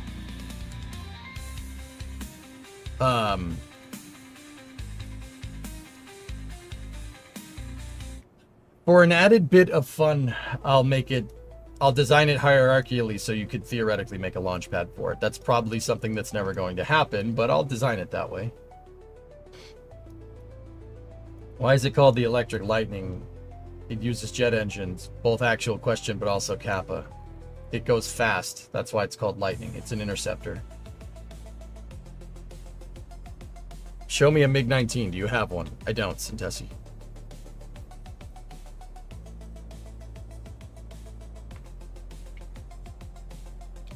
What would happen if you made the mass fraction match KSP's scale? The rocket would be insanely overpowered.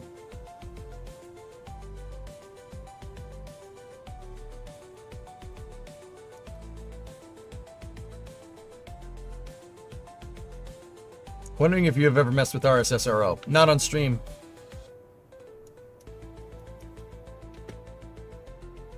Why do the Kerbal vehicles drive in a constant drift? That one's not. Hey man, they're working. Leave them alone. Are we going to do some sort of Skylab Eve flyby? No. I don't have a MiG-29. I never made one.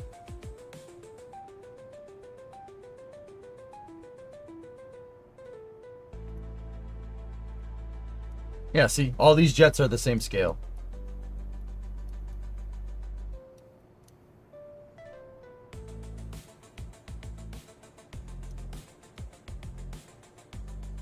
I don't know why, but I put weapons pylons on the F-14.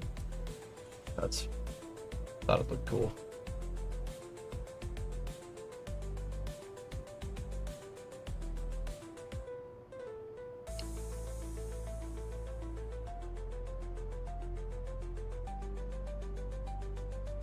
Landed on the boat. How about we go back to building the rocket that we were building? But every one of these started with measurements, guys. So that's the point that I was trying to make. Everything started with measurements. Yeah, that's just how I do things. Heck, even when I'm building my own type of vehicle, like I'll still use measurements to make shapes and stuff. You can, if you take 2 cubic octags and you connect them via a strut and then you move them around, you can get a straight line. It's like having rulers. It's like having rulers in KSP. It's like using CAD, and that's what I do. Do you use same vessel interaction to get the swing wings to not flop into oblivion? Not with that F-14. With that F-14, the robotic is strong enough. The wings still do flex a little bit though, but the real one does that too, Taco Bell. So that's why I was kind of cool with it. The real F-14 wings do that. Like, you know, you watch Top Gun Maverick where he pulls the wings and he pulls up and splits the throttles, right? And the wings go forward. During that type of maneuver, you are going to get some wing flex. It's just kind of inherent to the design. It does that. That's what the real one does. So it's a little bit exaggerated in KSP, but don't get me wrong, my F-14 isn't flapping its wings like that, dude. Are you the real Backman? I don't know. Maybe.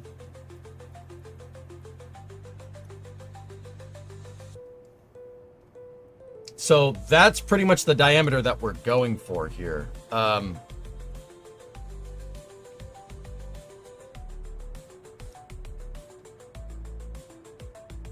If they didn't flex, they would break. That's right, Ohm. Yeah, exactly.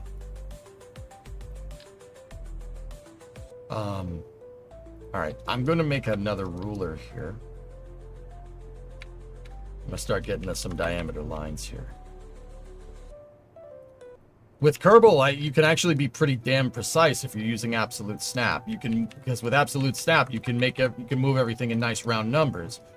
Using the world grid snap, right, makes it so everything is basically, you can make things like distances between parts. You can make it a nice base 10 increment, right?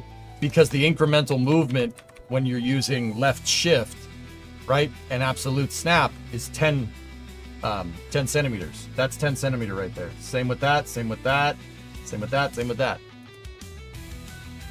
Hold left shift, you get the smaller increment, and you can move stuff very, very easily. So what I'm going to do, I'm going to take this one, and then I'm going to move this ruler this way. And I'm going to take another ruler, and then another Lamborghini. I'll put the other ruler on top of it. Absolute snap those, so those are on the same increments. And now we know that from the back end of this strut to the back end of that cubic octag strut, that is the diameter that we're looking for our second stage, 10.6.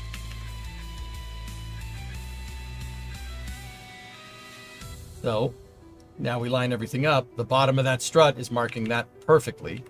And then if we gizmo this all the way up here, all the way up into position, the top of this should split the top of the cubic octag in the exact same way.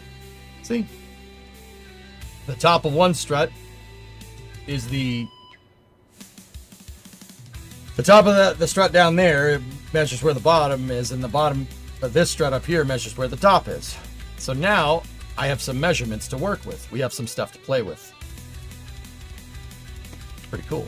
Now, if we want to take this even further, a good way to do this would be to measure so we can move this around.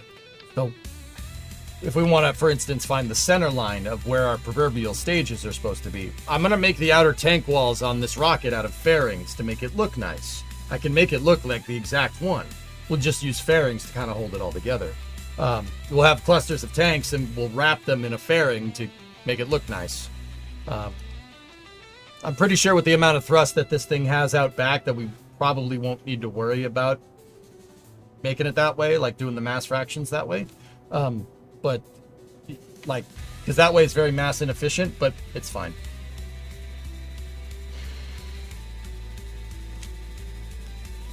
And Tessa rulers were a good idea, Tessa.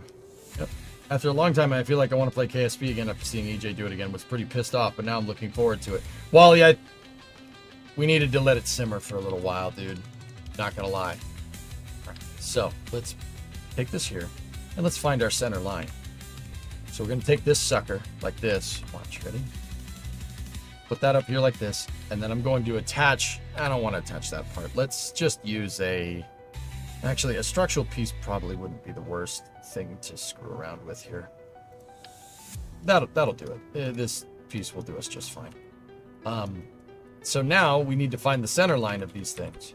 So what we do is we move absolute up here somewhere, right? And then we make sure that's snapped to absolute.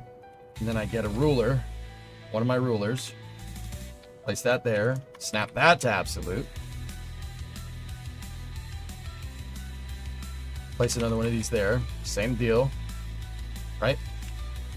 I'll tell you why I'm doing this in a moment. So I'm gonna move this up here. I'm gonna make sure that that lines up. Then we move this down here. Now, actually the right way to do this would be 2x radial symmetry. So 2x radial, right? Snap this like that. Now we know that that's perfectly lined up with this. So we just take this, because it's in radial, it'll move the other one. There you go. Now see, I noticed something here. Look, we're not lined up exactly, which means this one It's not exactly right.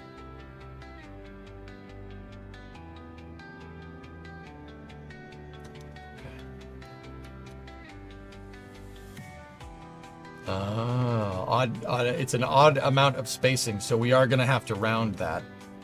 Not by much, though.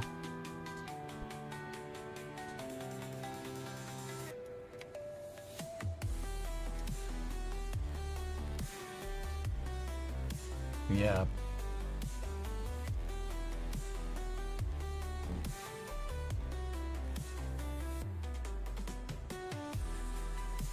Yeah, Peter, I saw it, but I'm just...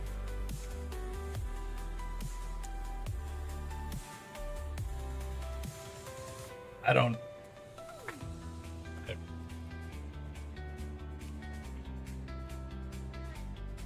I don't want to talk about it, man.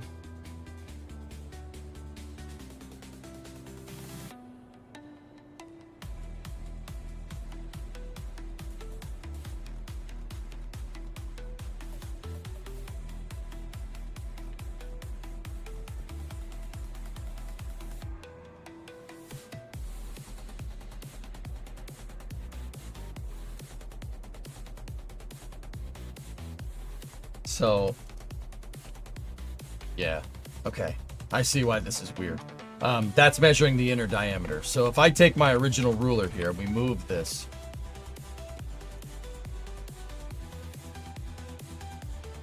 Yeah.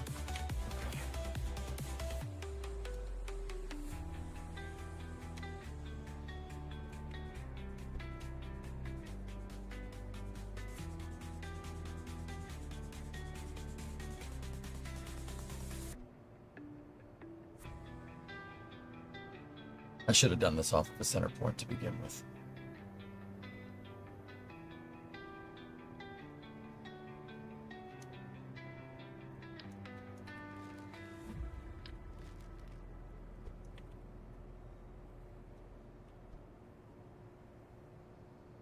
Yeah, see, that strut's going through, and that's not exact.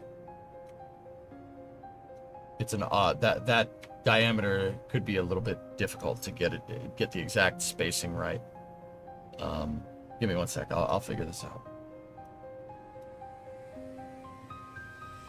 We have to get this thing to move on a 5 centimeter increment instead of a 10 centimeter increment.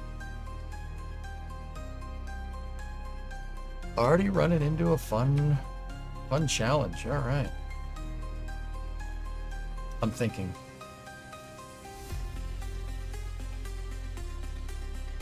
Okay, I got an idea. All right, let's go here. Take this, move that over there like that. Get a 1 PT hydraulic cylinder in single symmetry. Right?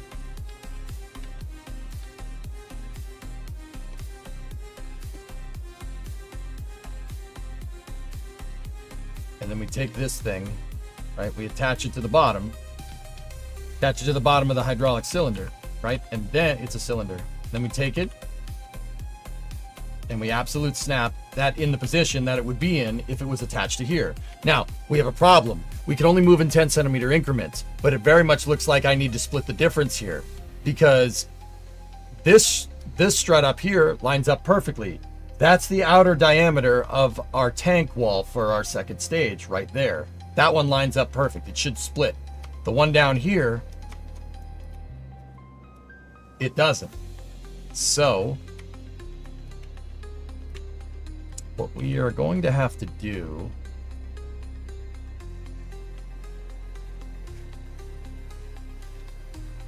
why not use left shift to use smaller increments? Left shift moves in 10 centimeter increments and I need something to move 5 centimeters or less. These pieces are in symmetry.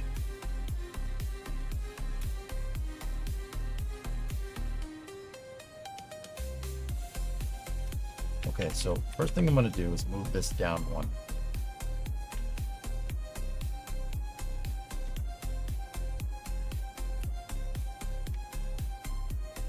Now that gets that thing pretty much aligned.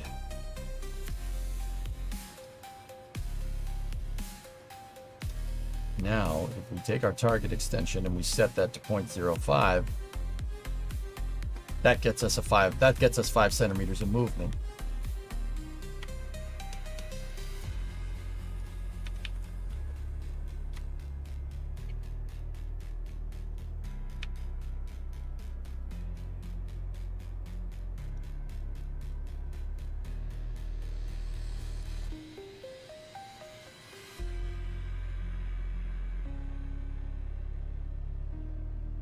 Whole thing's got to go down a little bit. Yeah. So okay, we're gonna round numbers. The hydraulic could be used for that, but it's gonna be easier to round the numbers out.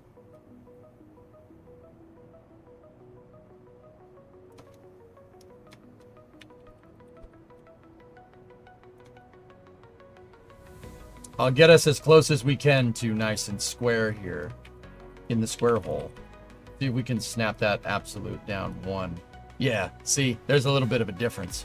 So, I'm thinking how we're gonna do this.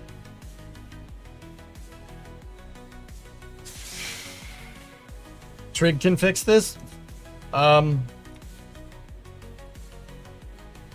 I don't even think we need to get that crazy, dude. Second stage diameter is 10.6. We just need to find something. Well, we split 10.6, we get 5.3. That 0.3 is what's screwing me up. Because you can only... If we're in 2x symmetry, you can't move in a 5-meter increment. So, if something was in symmetry to that 5.3, right? Yeah. Huh. That's not gonna work. Scale it up to 11. No, this is solvable. This is an easy problem. Why not round down to 10 meters even? We could round up. I'd rather round up to 11. Rounding up to 11 would make this, well... Yeah. Thanks, Hand Banana. It's my background AI music.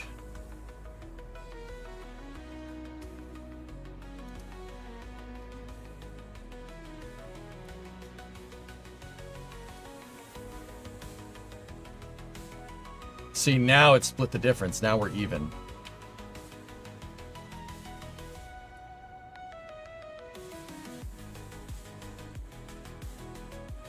Okay, I figured out a better way to do this. Don't put that there. Put these here like this.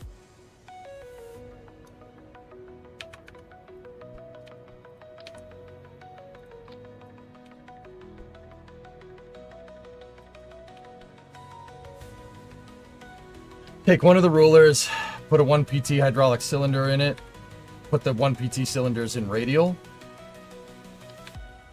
So if I move one, it's going to move the other, right? Set the 1 PT cylinders with a 5 centimeter offset, and then snap this to absolute. That should get us exactly what we need.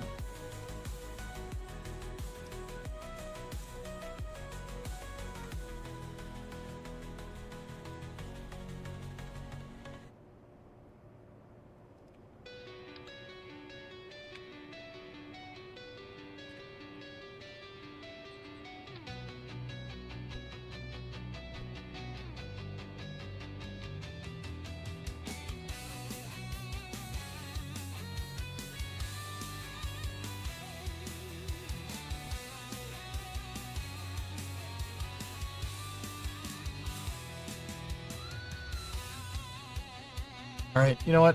I'm not confident that that's right. So let's measure diameter this way. These I-beams are 3 meters, right? That's a 3 meter I-beam. It's 3 meters long. The smaller I-beams are 1.5 meters, right? So now, if we got 10.6, which means we need 5.3 meters of I-beam here. So the first thing we got to do is take the beams, and we got to make sure they're touching each other, so the diameter is drawn from the same point. So that's a 6 meter diameter there, right?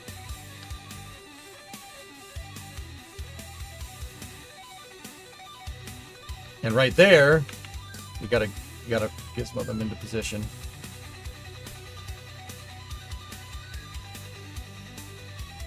So that's a 12 meter diameter there. We're looking for 10.6. So that's 12, 11.8, 11.6, 11.4, 11.2, 11, 10.8, 10.6. There you go.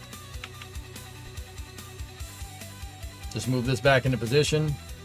That gave me 11.2. Interesting. There's no other parts in the way, right? Nope.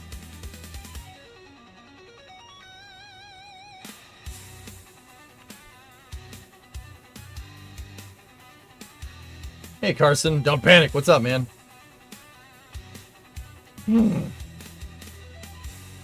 That is 11.6, so it looks like my previous measurement was incorrect. So let's move these back. Let me snap those onto the center line here. Move this thing forward, right? And we'll actually move these back this way, a ways. This might work. It may have been that I just using the ruler screwed it up. So we're in 2 times radial. Then we move these out here and see if we can get that strut line to line up with the I-beam.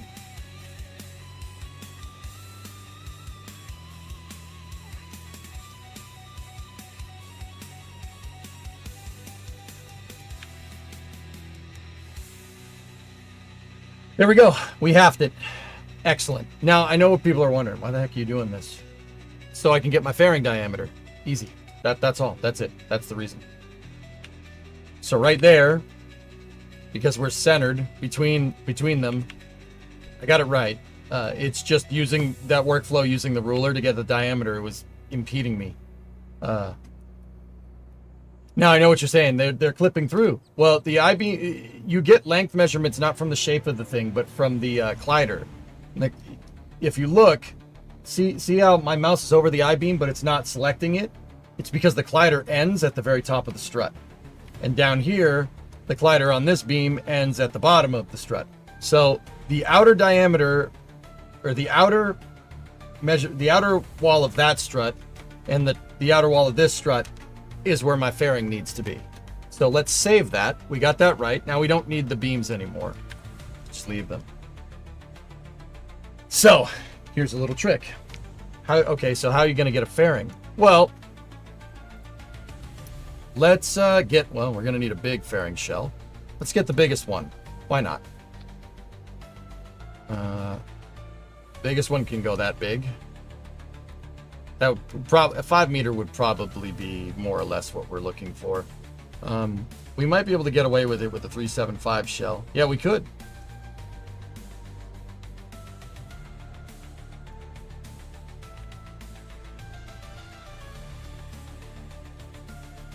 I'll use this one. So now, I'm not going to make the tank, necessarily. What I am going to do is if we go in here with the fairing thing and we turn off toggle snap angle,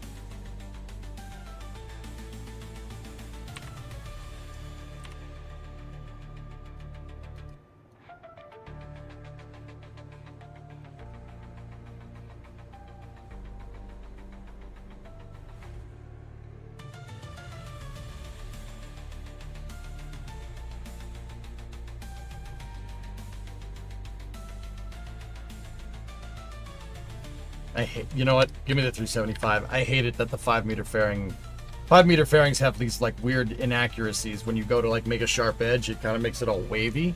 I find that doesn't happen with the 375 fairings as much. I have no idea why. Yeah, it did it a little bit.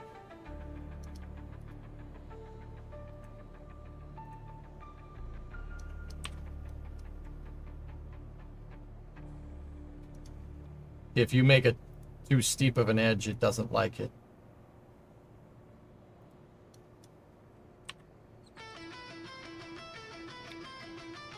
So there you go. Right there, that establishes our second stage diameter. Now, with this kind of, let's call it an aft dome for our second stage, right? Now we know what we can play around with tanks. We can play around with tank size and what fits and what doesn't. Right?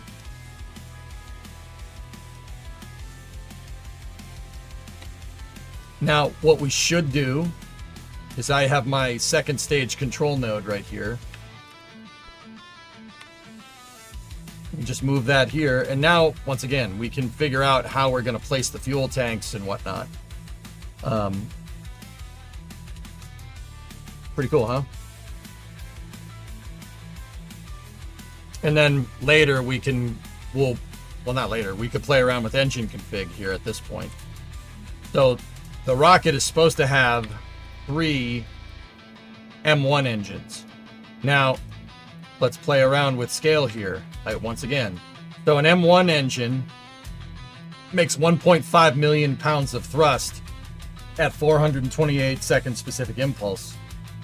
We can scale those numbers. We're going to have some trouble scaling it with specific impulse, but we can scale the thrust. So 1.5 million pounds of thrust is it's about 6,700 kilonewtons, I think. Pounds of thrust to kilonewtons.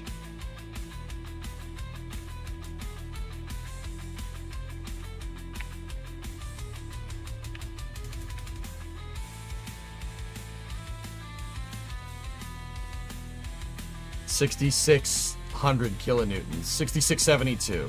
All right. So let's go into our quaccumulator here. 6672 times 0.6. Damn, those engines are powerful. 4,000.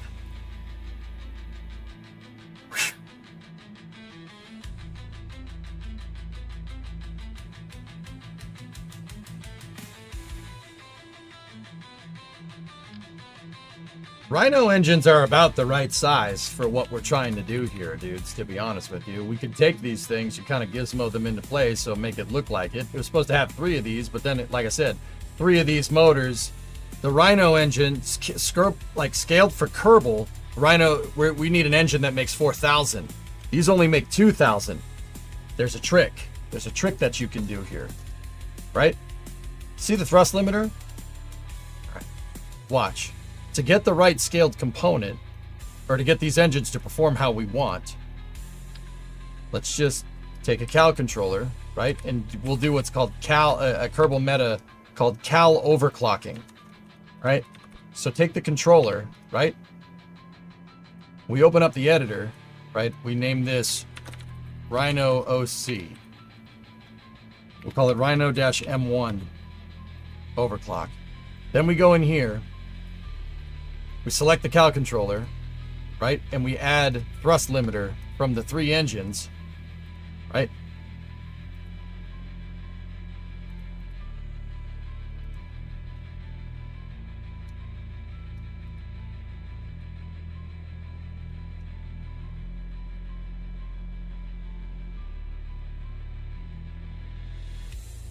Add the thrust limiter from the 3 engines, and then we just if you take the line here and you just put it up enough, put this in the center, value 136. That's not what I want. We need that value to be 200.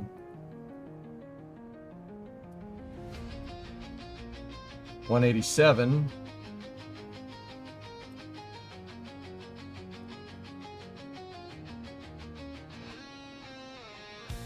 $249. But let's move this way. Keep adding points in and just move this thing around until we find 220, 210, 203, 202, 199.18. Perfect. Right there. Copy that curve, set it to the other ones, move the Cal controller, activate it, right, and then go back. Now our engines are producing 200% of what they were producing before. There are trade-offs to this. You can make any engine have as much thrust as you want. The big trade-off that you have to deal with now is the joints in KSP. You can make an engine have 10,000 kilonewtons of thrust if you overclock it to the moon with the cow controller. You can make any engine have any amount of thrust, which is really cool. That makes it so we can give this the exact amount of engines that it has in real life, because we can scale the engines a little bit. As long as we find an engine that relatively is performing similar to those motors. The Rhino engine is one of the most efficient engines in the game. 340 seconds specific impulse. That is very, very efficient, especially for that much thrust. That is mostly analogous to the M1. It's pretty close. That's pretty good. Now, the real M1, once again, our motor is 4,000 kilonewtons at 340 seconds vacuum. That's okay. Pretty damn good for KSP. The real one is 6,700 kilonewtons at 428 seconds specific impulse. So the scale kind of lines up. It's pretty, at least from the specific impulse standpoint, it's pretty, that's about right. That's good enough. Now, here's the thing. The engines will gulp down fuel. We're going to need to give them a lot of fuel. Remember, we got to make this thing go into space. What's its payload capacity? We got to figure out what the payload capacity of this vehicle is. Payload is 980,000 pounds. Okay? So we go 980,000, right? To go pounds to kilograms, it's divided by 2.2. So divided by 2.2. That gives us 445,454 kilograms to low Kerbin orbit. Now, that's what that number is without the scaling. Now we take that number, times it by 0.6, right? And that gets us our payload capacity. Our rocket needs to have a payload capacity of 267,272 kilograms in Kerbal with a 18-meter fairing. No, not an 18-meter fairing. That is a 10.6 meter fairing. So we need 300 tons with a 10.6 meter fairing. 267 tons. So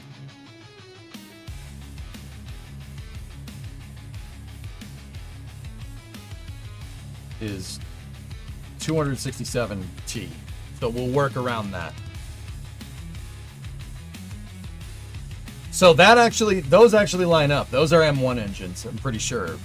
But for gameplay purposes, they probably adjusted the thrust output because an M1 engine in this game would be insanely overpowered. Just like the shuttle engine is ridiculously overpowered. Why doesn't SpaceX just do this instead of adding so many engines? Because manufacturing big stuff like this does take time. SpaceX made an engine that's easy to manufacture and easy to transport. You could just put a bunch of Raptors in a trailer. They're easy to move around. It's easier to manufacture a bunch of small engines, Jonas, than it is to manufacture a couple big ones. At least right now. That's the way it's basically been since the Apollo program. The reason why is, on top of like physically moving, how are you going to move this? How are you going to move around an engine that's 3 stories tall? Because that's how big an M1 engine is. Up here at the top, they have renders of what this engine is supposed to look like. There you go. The engine is almost as big as a Falcon 9 second stage with its motor. That's just the engine. We're talking a scale here that's just unheard of, dude. Right? So SpaceX opted to make a smaller engine and cluster them together because it's easier. And they're right. They're absolutely right. It worked for Falcon, works for this too. You have better engine out capability, Toctic, for sure, with 33 engines. But there's always a trade-off in engineering, guys. The trade-off is that getting 33 engines to jive together and be happy is a little bit harder than getting 3. So there's always a trade-off. SpaceX, remember, with SpaceX and with Starship, it is really centered around manufacturing. Because with Starship, one of the stakeholder expectations, so one of the overall goals of the Starship program is to be able to make a rocket that's mass-produced. That is absolutely playing into their design. That's part of the reason why Starship is made out of stainless steel, for instance. Because stainless steel, easier to manufacture. It's easier to manufacture it. It's easier to make rings. You can just churn out rings all day. And SpaceX also, if you guys notice, that Starship is made up of a bunch of stainless steel rings that are kind of stacked on top of each other. Another thing that SpaceX did was they made their stainless steel ring size the exact diameter of an off-the-shelf roll of stainless steel. So they wouldn't have to do any modifications to the steel. You could just buy it. You could just buy it wholesale. That opens up the ability to mass manufacture because it's just a regular old stainless steel roll. Sheet metal is made in rolls, like string. It's made in a roll, and the ring sections on Starship are the exact same length as the roll, or width as the roll. So SpaceX can the ring building station basically just has one of these spools basically turning, and they turn it out and they turn it into a ring and weld the end, and then send it off to wherever it needs to go. It makes it easier to manufacture. That's just an example. Making smaller rocket engines that are, easier to manufacture, like Raptor 3. Raptor 3 is a good point. Raptor 3 is going to be an extremely difficult engine to service because you'd have to take apart the whole engine if you want to work on something. But you can make a ton of them. And for SpaceX, making a lot of Raptors, right, mass-producing Raptors, makes it that if a Raptor 3 does have a problem, they can just swap it. It's not a big deal. SpaceX swaps out Raptor 2s all the time. So remember, one of the stakeholder expectations one of the goals for the Starship program, figure... space. I'm in space. Hey, you just gifted a sub to cold salted butter. Thanks, man. One of the design criteria, it's called stakeholder expectations in systems engineering. One of the stakeholder expectations for Starship isn't just being a fully reusable launch vehicle. It's a fully reusable rapidly reusable launch vehicle that can also be mass produced. That is playing in to how SpaceX tests things, guys. That's what I mean when I say like Ship 36 blowing up. It does suck, but it's not a big deal in the scheme of things. You know why? Ship 37's right over there. The real trouble here is that they blew up their test stand. Seriously. Build another one. Because that is one of the goals. One of the goals of the Starship program is to be able to make a lot of these things and make them quickly. Got to remember that when you figure, when you take into... This is space. I'm in space. Nova Raptor gifted a sub to Chick-fil-A. Nice. You got to remember that when you're thinking about how SpaceX is going about solving these problems. Everybody's saying, they've had 4 failures in a row. They're screwed. Who cares? 4 failures is nothing. Starship isn't supposed to work like that. Obviously it's not supposed to work like it's not supposed to explode. But 4 failures in a row, when you're trying to make something that's mass produced, you guys got to remember these 4 failures have happened in less than 6 months. Think about that for a second. Look at the overarching thing here. Starship has almost launched 10 times since 2023. Since late 2023. 10 flights almost. That's ridiculous. That is ridiculous. There's a much bigger thing at play here. The bigger thing at play is that, when Elon says he wants to launch a Starship, like he wants to be able to launch a Starship every hour, that's what he means. If you want to be able to launch a Starship every hour, that's not just about making a fully reusable vehicle and then getting it to work. That's about making a fully reusable vehicle and building a lot of them. Part of rapid reuse, and this is what makes airplanes so nice, part of rapid reuse is that, with airplanes is that you can work on them when they get to their destination. You can fix things. If you have some fixed base operations at whatever airport, you can fix it. It's not a big deal. Right? Airplanes, they're easy to fix. They're easy to maintain. They're easy to work on. Any A&P is looking at me now going, yeah, no. But you know what I mean, right? It's not like you're working on a piston radial engine, right? Like working on a Wright Cyclone. Working on a CFM56 is way easier than working on a Wright Cyclone motor. Like there's the one with like 35 cylinders in it or something. That's extremely difficult to maintain comparatively to the jet, right? Right? So SpaceX, if once again, rapidly reusable thing, right? Manufacturing, it plays a lot into it. Because what if you need to swap out a part? You're going to need to make a lot of engines. You're going to need to make a lot of ships. do we think that Starship, guys? I'll be honest with you. I don't think Starship itself will be able to be fully rapidly turned around in an hour. What I think SpaceX is going to do, at least sometime in the near future, is launch a ship on a Super Heavy. The Super Heavy comes back down. They catch it. They set it back down on the pad. Ship does its thing, right? Ship comes back. It lands on another pad. Could be just a catch tower or just another pad, right? And in the meantime, while that ship is going around, SpaceX takes another Starship and stacks that on the Super Heavy, right? The other Starship comes back down and lands, gets caught by the other tower, and then Super Heavy goes again and launches another Starship into space. This is how I think they're going to do that rapidly reusable turnaround. They're not going to use the same stack to do a turnaround. That'd be very weird, right? That you wouldn't do that. I think you're going to have multiple Starships, right? And you have a rotation of orbiters. And the only way to do that, to get that rapid turnaround, because there's payload change out, right? Like, okay, say you get a Starship back, you want to launch it again in an hour. Are you putting 20 new Starlink satellites in that thing in an hour? No. The smart thing to do would be to have another Starship that's loaded and ready to go. Ship comes down, gets caught, right? Goes, they take it off, put it on an SPMT, put it on its transport stand. It goes back to Starship processing. And then a Starship comes out of Starship processing, like a Mega Bay or something, with cargo ready to go, ready to stack on the new booster. Right? Think about it. It's basically what the shuttle program was supposed to do with the orbiter processing facilities. The reason why they built 4 orbiters in the first place, guys, was because you're not going to just land the shuttle, load it up with payload, put it back on a stack, and launch it again an hour later. Right?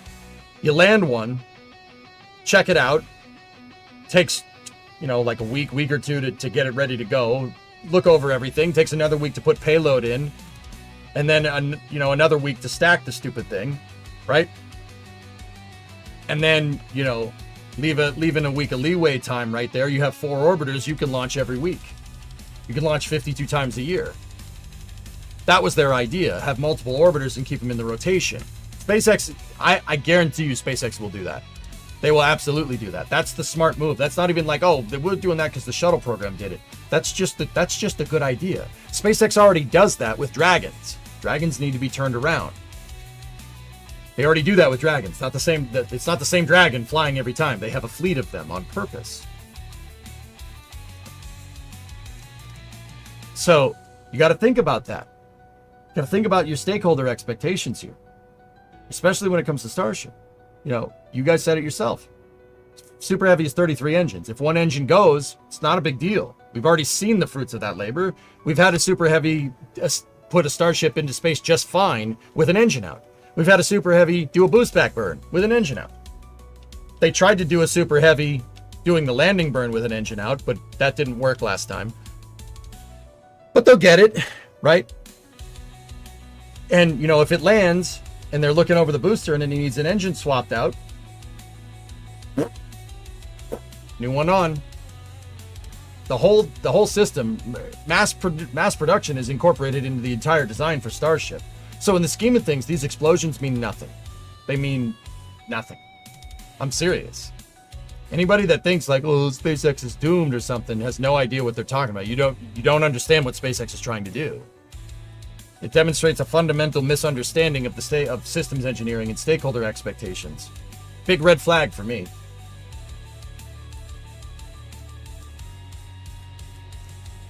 They had a Flight 8 catch with the engine out. Yeah, that's right, Ari. I didn't notice that because I watched Flight 8 land from the Margaritaville Hotel, so I didn't see it I didn't have the UI in front of me. Dan, you used to work on Route 3350 radial engines on the P2V Neptunes. Things had like 18 cylinders and they were a pain. So much intake and exhaust baffling in the way. Yep.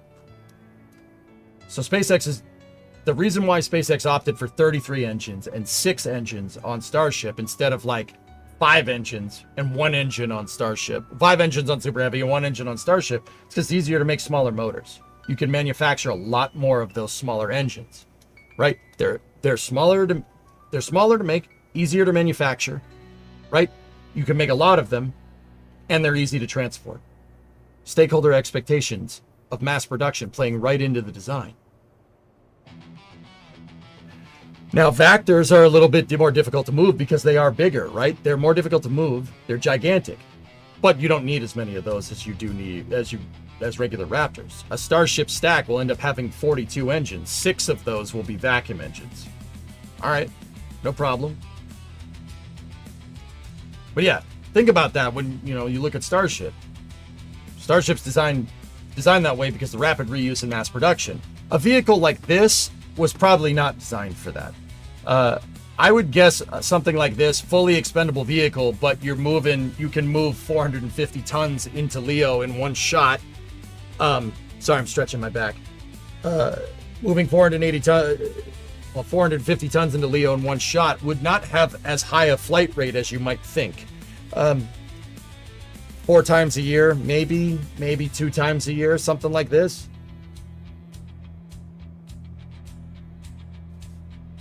Smaller engines also means a shorter interstage. Yeah, to an extent, yeah. Anyway. Question. What if you lifted just the ship with the Pad A chopsticks to stack height, no booster, hook up the ship quick disconnect, and do a comparable propellant prop load to a landed ship to do a 6-engine spin prime in midair? And just be extra careful and look at the past Block 2 static fire data to ensure Ship 37 is safe. Why would you want to risk your launch pad? What if it does that again? Then you lose your launch pad and then you're really down for the count. Erudite, you guys got to get out of your mind that Massey's is going to take a long time to rebuild. It's not. It's just not.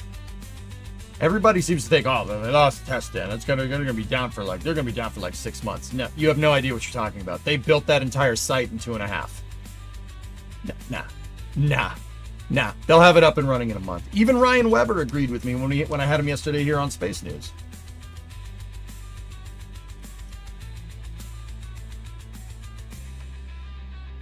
Anyway.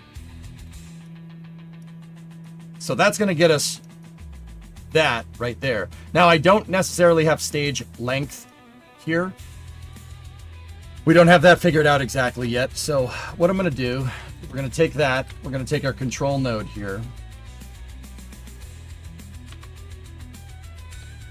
And I'll put a control node back here for the second stage length. We got to make sure that control node is aligned so we're on the same center line here.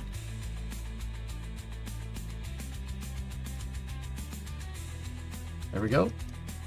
Cool. Now we'll just move back a little ways here. And now we got to figure out our first stage diameter. First stage diameter is 11.9.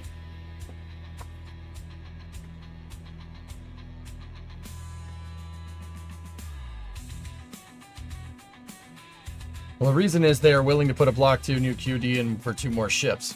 Why wouldn't you do that? You already have one. They have one left over from suborbital Pad A. It's already been made. It's already there. Why would you? Why? Why not? SpaceX could literally rebuild Massey's out of spare parts. Remember, because they had 2 suborbital pads. Those pads both had a Starship umbilical on them. And the one that was on there, the one that got blown away in the Ship 36 test, was the one from Pad B. In fact, a lot of the paraphernalia at Massey's was made out of leftover parts from the suborbital testing site. But remember, they had 2 of those. So that means we have spares. We have functional spares of a lot of those parts. Tanks, vaporizers, whatever. Like, that's what I mean. Massey's is not going to take very long to rebuild, guys. Really, it's not. Okay, so let's get into... So that...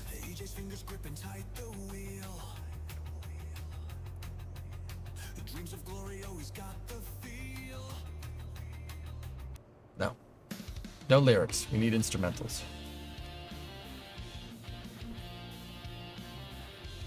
Okay, cool. So that's 3 meter.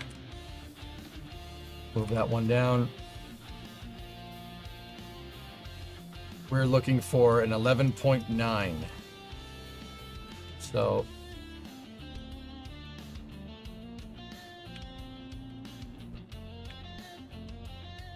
take my root part, move that up here like this.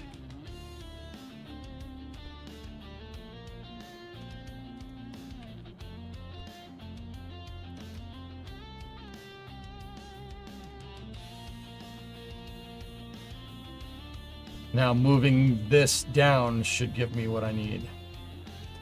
12.4, 12.2, 12.0, 11.8.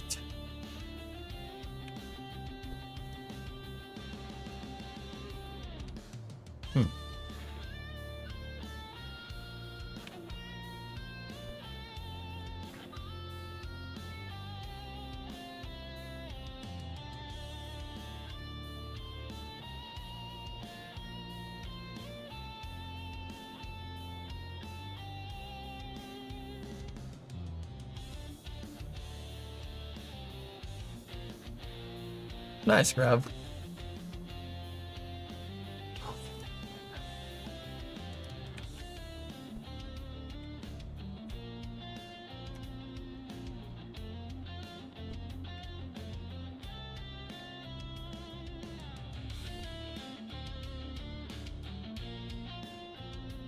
I'm getting the measuring sticks out. Yep. That's what I'm doing, Coochie Man.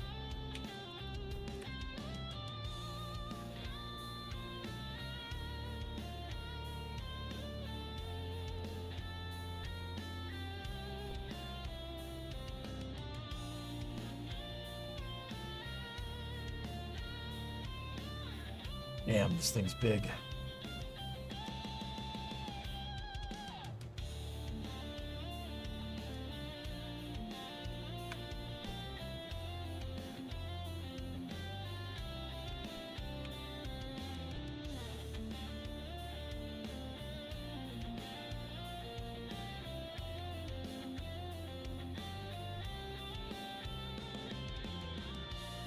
The height is 11.7. And we needed 10.6. That fairing isn't right exactly.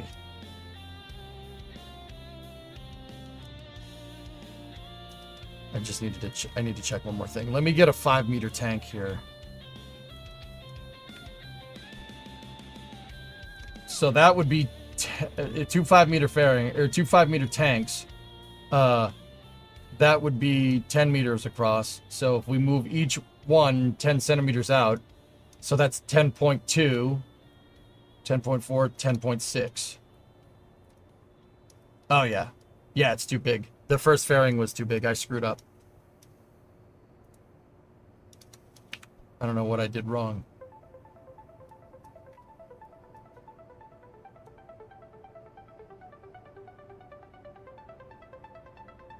Hey, Red. What's going on, buddy?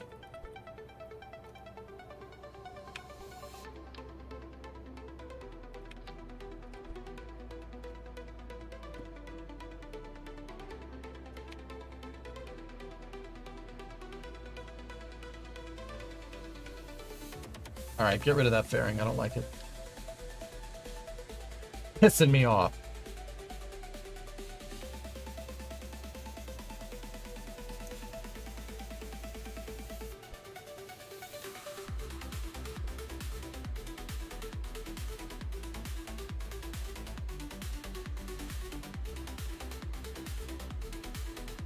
Okay.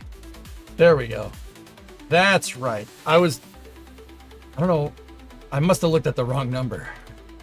Psych! That's the wrong number! Oh! Anyway,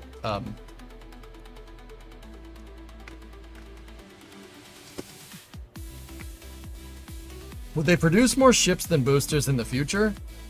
Probably, Cake. Yeah, absolutely.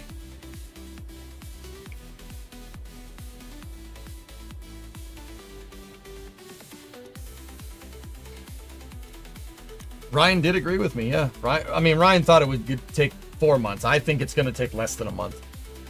Seriously, I don't think it'll take very long.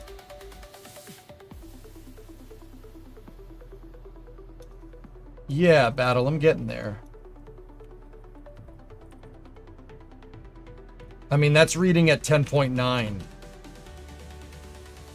But that's because the top of the cubic octags are screwing me up a little bit. If we move them down, right? So the top of the octag is basically aligned with the tank wall there. It gives me about 10.6. So that means that that strut mark right there, these strut lines are exactly where that needs to be. Cool. I'm glad that I double checked it. Now is the time to be careful with those measurements. So now what we can do is we can get our, that is our upper stage tank wall. That's where that's going to go. Let me get a 375 fairing, because we know that's going to work. And we'll just make a dome piece.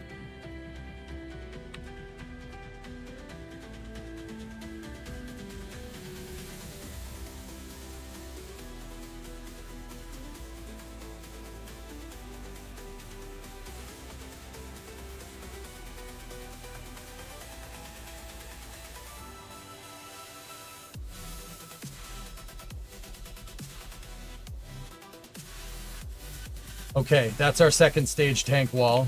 Test article right there. I hate that the fairings get finicky like this. Bro, straight dome in it.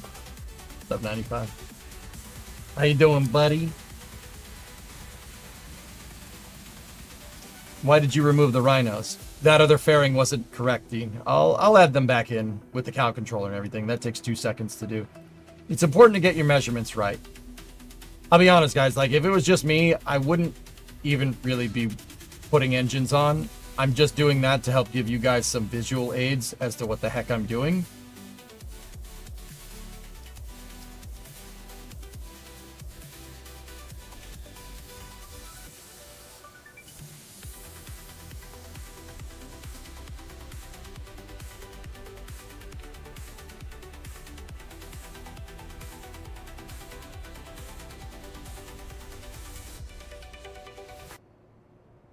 Okay.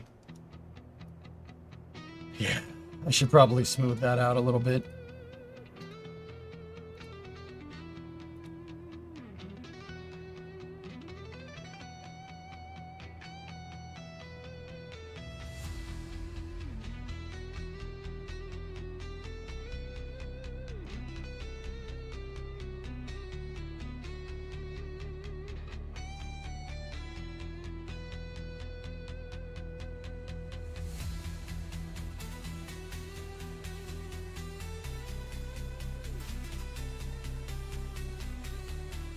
Okay. That's our prototype. Prototype aft dome for our second stage. Let's just move that over there, and then, you know, Dean, what we can do, I won't set the OC, the overclock for the engines, just yet. We're going to need to do a lot more testing with this to make sure that this is all structurally sound and stuff, but I'll put them on there to make it look cool.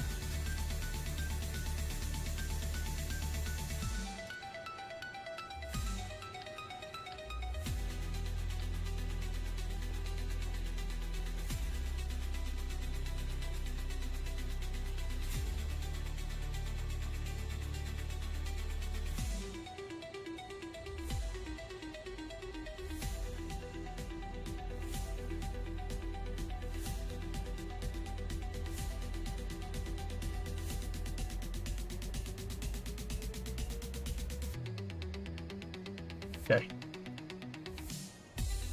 All right. So there's our test upper stage piece right there. I'll move its master control node just forward because that's going to be over here somewhere. And now we work on the first stage. Rotate those back up into position. And we're looking at 11.9 here.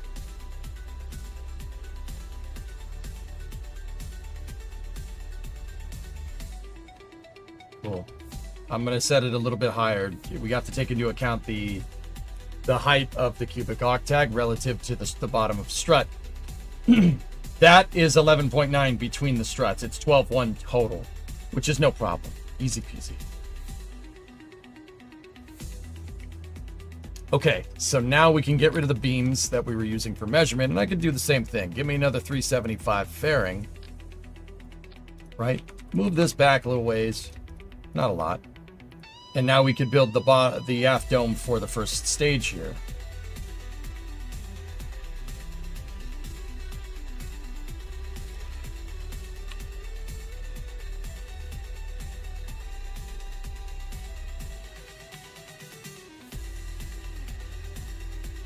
There we go. First stage half dome. Dunskies.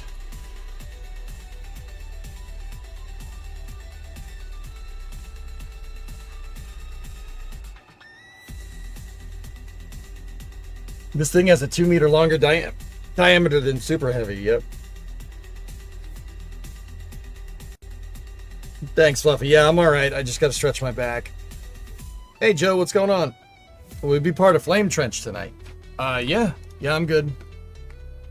Actually, let me check in with them.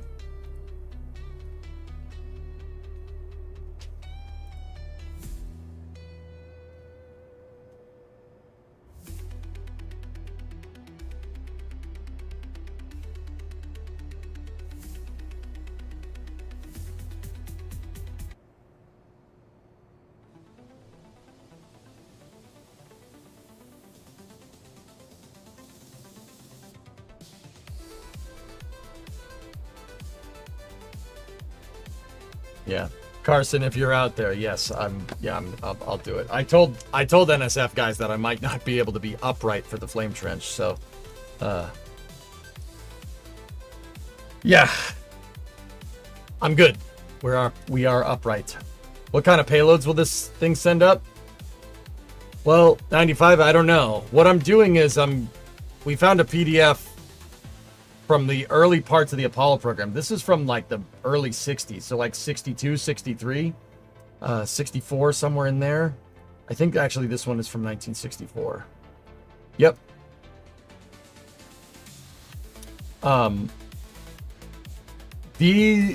This is dude, first of all, I never realized that they were doing this. Second of all, they were trying to figure out what vehicle they were going to use after Nova. Like, they already had, you know, Saturn 1B, Saturn 5, right?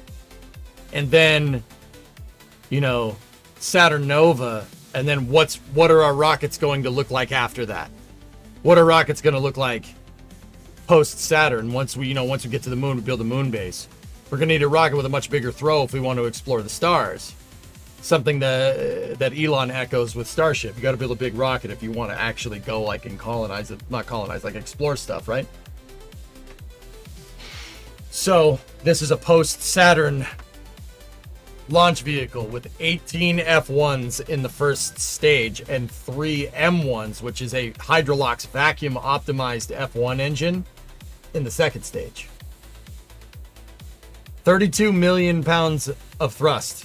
32.4 million pounds of thrust. That is twice. That's double Super Heavy. Double. 450 ton throw to Leo, which is...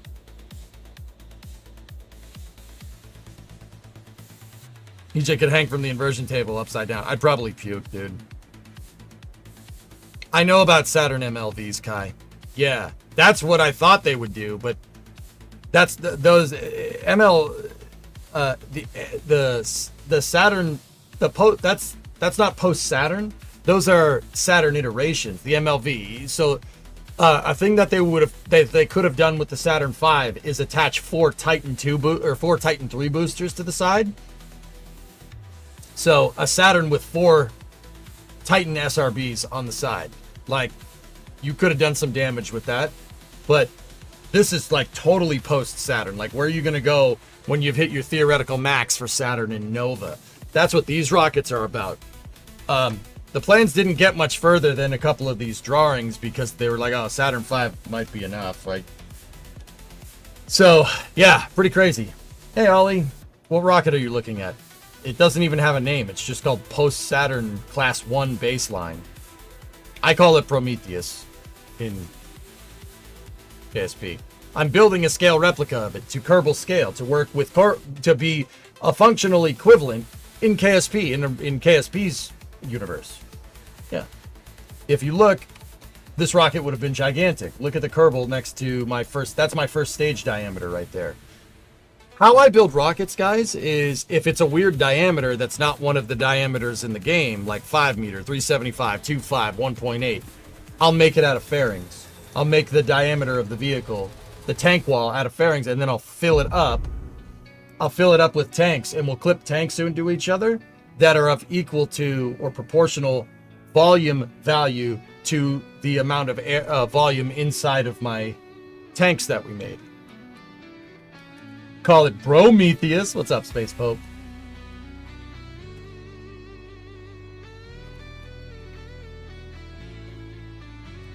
So is this rocket going to have an eagle that's going to peck at its liver for all eternity? Sure. Post-Saturn, Sea Dragon. Yeah. No, that's not what I'm making here. So we need 18. What is the engine section for this thing gonna look like? Do the Mastodons even make a equivalent thrust here? I don't think they do. Let me think. Have you ever used the symmetry bug? No. I know what it is though, 95. I just don't use it because you're asking for a Kraken strike. Symmetry bugs screw with hierarchical values, and you're tempting the Kraken doing that. So we need 18 of those, huh?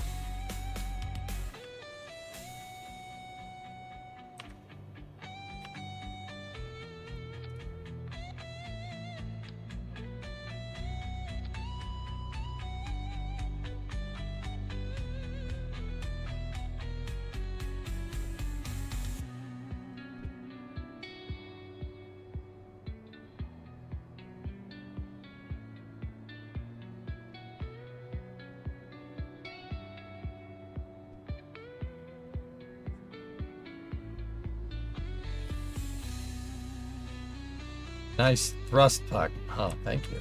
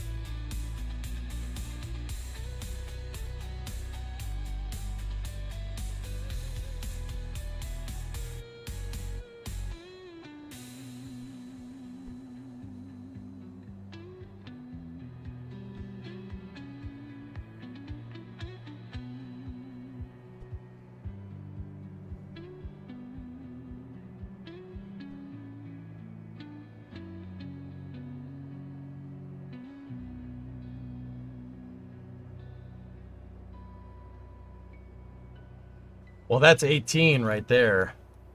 I'm trying to think of how the engine, like, you don't really see what the engine configuration is supposed to look like here. I would assume it's somewhat circular from the picture there, but how else would we get or 18 of these? That's 2 rows of 8, which is 16 plus 2 in the center.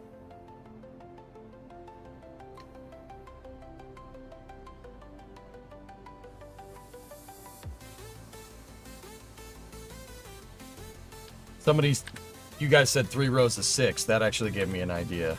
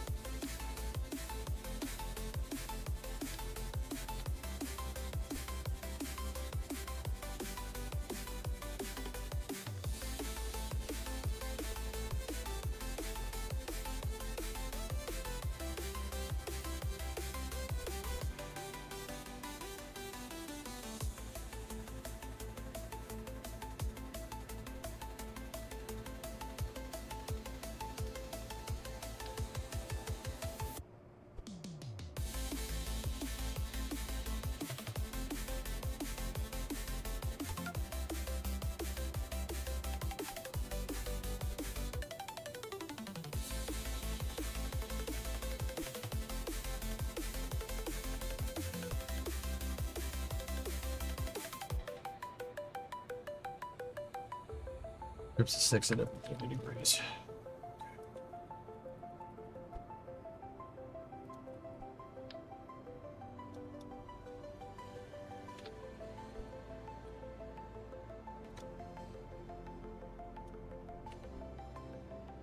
So that's 12.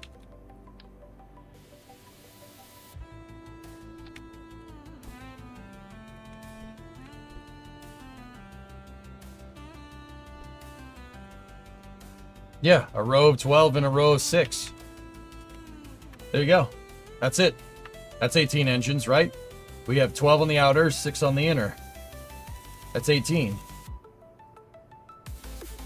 Yeah, I like that much better than the other engine configuration. This is a lot more clean.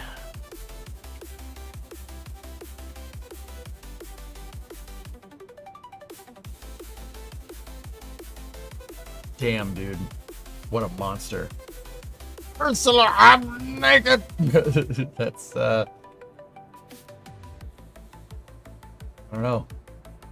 It's a thing. Give me a liter of cola.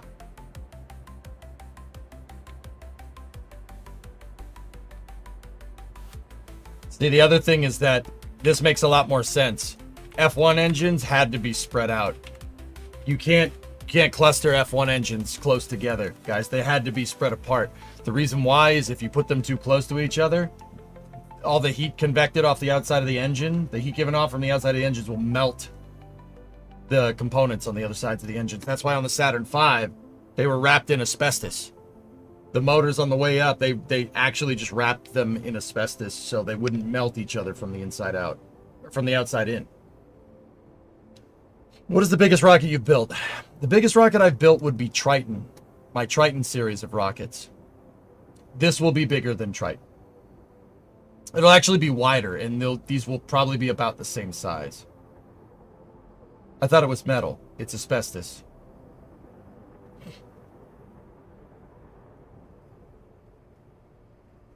The Triton rocket I never really got fully working. This is Triton. Triton is manufactured in a similar way. And it has...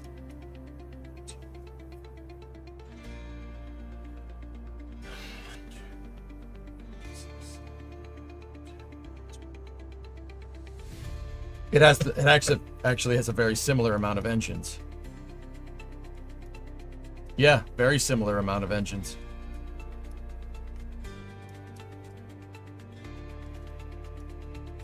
How does Starship not tilt completely around on re-entry due to a lot of forward weight when the tanks are empty and mostly only forward tanks are full? That would shift COM forward a lot. Yeah, it shifts it forward, but it shifts it into the center. The closer they can get the center of gravity to be equidistant between your control surfaces, the easier control you're going to have, Brent. Problem is, rockets and stages are naturally tail heavy.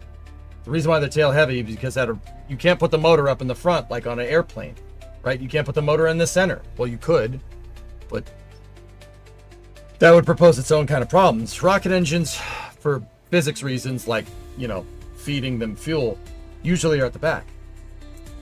But at the back makes something tail heavy. Now, with the shuttle, how did they solve that problem? You got 3 big engines back there. They solved that problem by giving it a straight delta wing and shoehorning as much mass as humanly possible into the front of the ship. That's why it has a thruster block up there. Crew tank is up there. Water tanks are up there. All your control systems are up there. The avionics are as far forward in the shuttle as possible because you had to counteract the moment from having rocket engines attached to the back. Starship overcomes that same problem by doing the exact same thing with different components. Starship shoehorns as much stuff into the nose as possible. Your forward control surfaces, your header tanks, anything. COPVs, we know that. They're as far forward, almost as far forward as they can be. Because Starship needs that fuel in there to land, right? But that doesn't really matter when you're going to actually land, right? Because the thing flips over and then you turn the engines on and then it lands. Center of gravity just needs to be straight. It needs to be plumb up and down with gravity for it to work correctly. But when you're going through re-entry, you use the fuel as ballast. Now, the shuttle didn't use any fuel as ballast. It used components for ballast. It used components to to even this thing out because it doesn't need fuel to land. It lands on a runway. Starship, a little bit different. Starship needs fuel. So if your fuel makes really good ballast, we know because look at all the locks that was in ship 36 yesterday, or 2 days ago. Technically 2 days ago, but technically yesterday too, depending on where you are in the world. So Starship uses the fuel up there. It doesn't shift it too far forward. It shifts it into the center. Those header tanks aren't nearly as big as the main fuel tanks. And they're just fuel tanks, dude. The engines, the Raptor engines at the bottom, have way more mass, dude. It doesn't shift it too far forward. It trims it out. Does that make sense? Fuel goes away though. I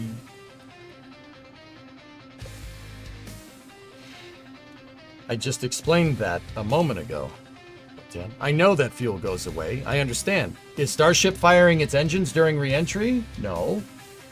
No, it does not. It fires its engines when it lands. Where the control surfaces stop working and it flips over. Right? The landing burn. That's when it's using fuel. You use it to ballast out during re-entry. You're not firing your engine then. Right?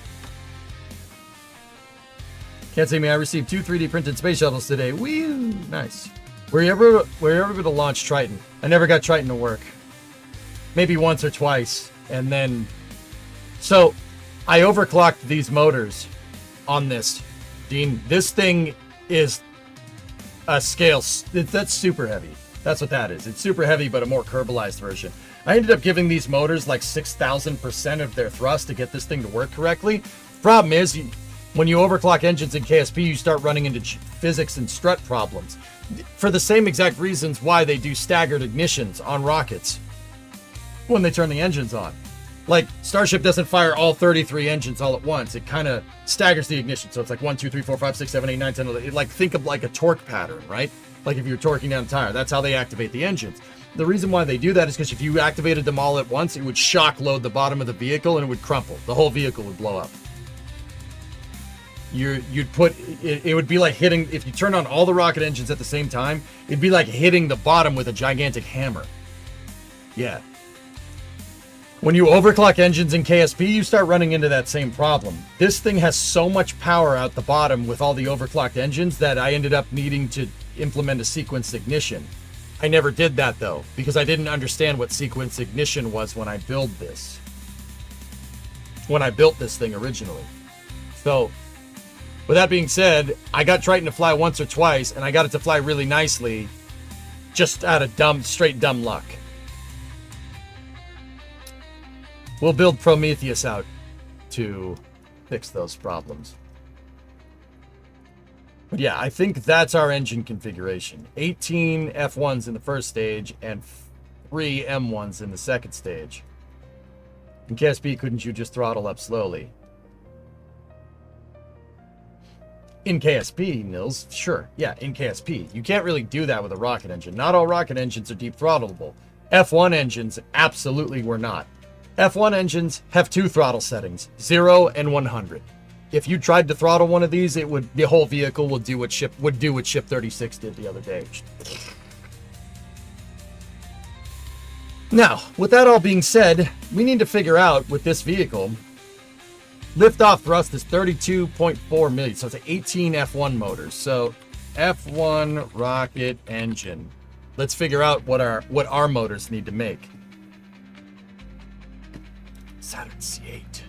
Oh yeah. Anyway.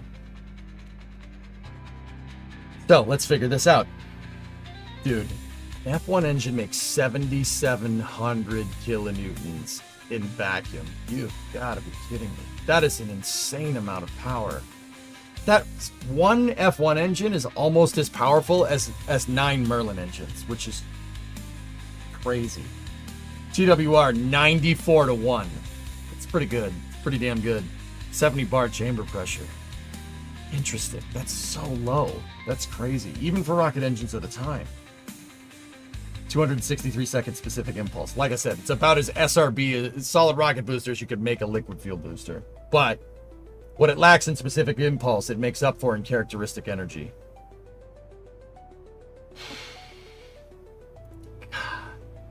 Dang, those things are big. And that's Von Braun right there. The crazy part is Von Braun was not short. He's 6'2". About 190 centimeter. He's a big dude.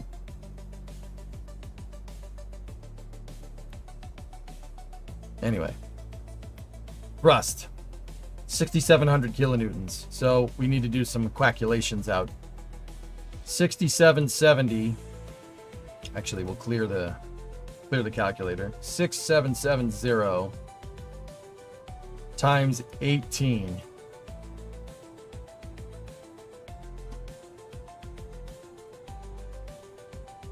$121,860 kilonewtons.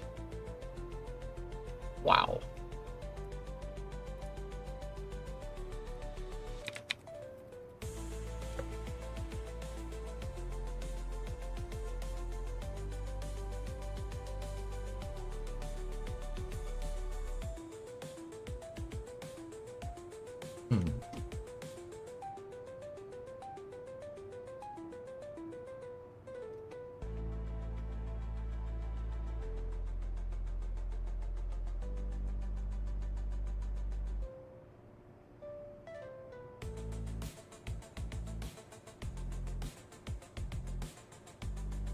Hang on.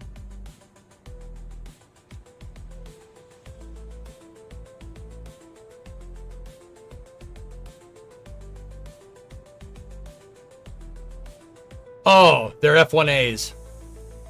It's 6,900 kilonewtons.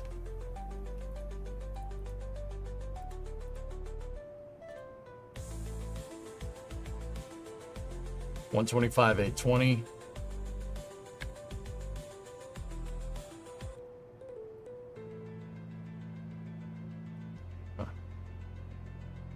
Try the RP1 mod. No, I'm good. I'm good, thank you.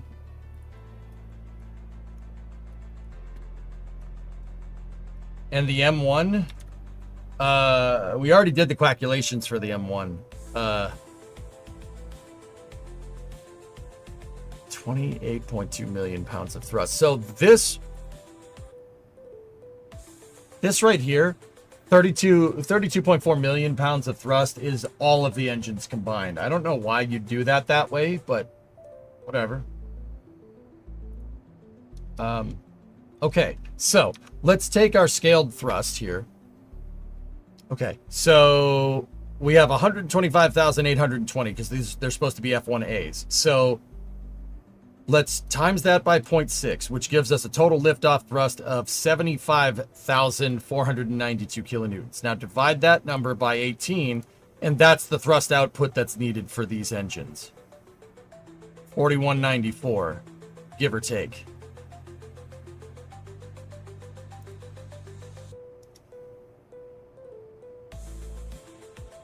Oh.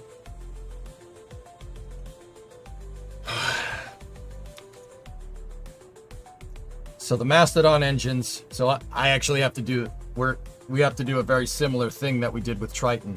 We need these engines to make a little more staminky, you know what I mean? They gotta make a little staminky, you understand, Chad? I gotta go a little bit faster.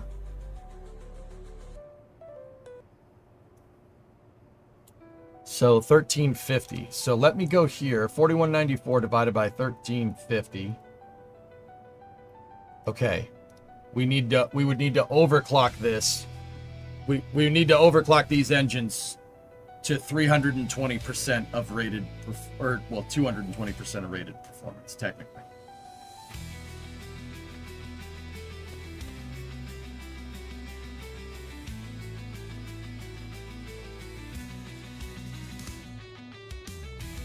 Man, this thing's gonna go.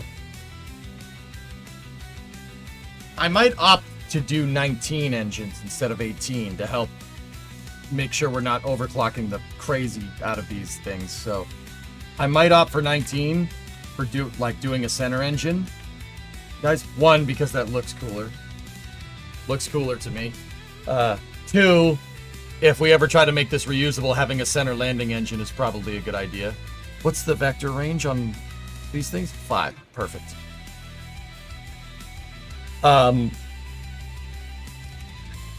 And that'll make it so our overclock isn't nearly as bad. So 4194 divided by 19.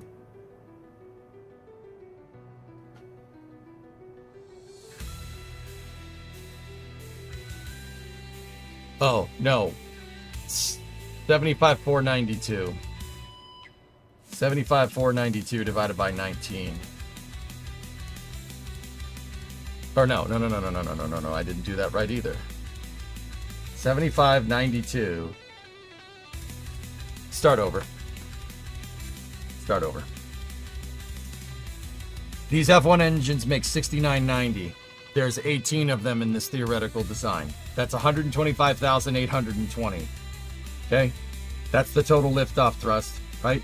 If we transfer that to Kerbal scale, we times it by 0.6, 75,492, and then divide that by the total thrust output of the Mastodon engines in KSP.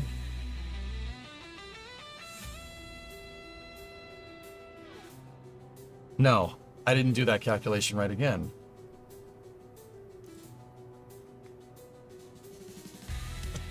I got streamer brain, guys. Balls. I got streamer brain.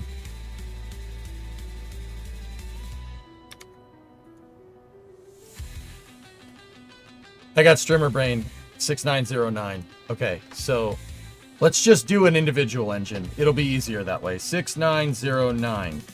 Times that by 0.6. That means each engine needs to make 4145 kilonewtons. The Mastodons currently make 1350. Take that number divided by 1350. We need to make three times the thrust rating of the motor.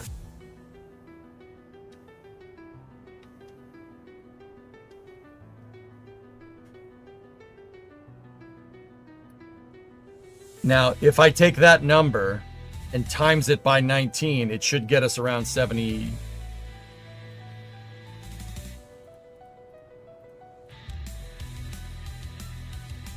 Nope, I screwed up. I screwed up again. Streamer brain, dude. I was doing good there for a second, and then I went, duh. The inner machinations of my rocket are an enigma.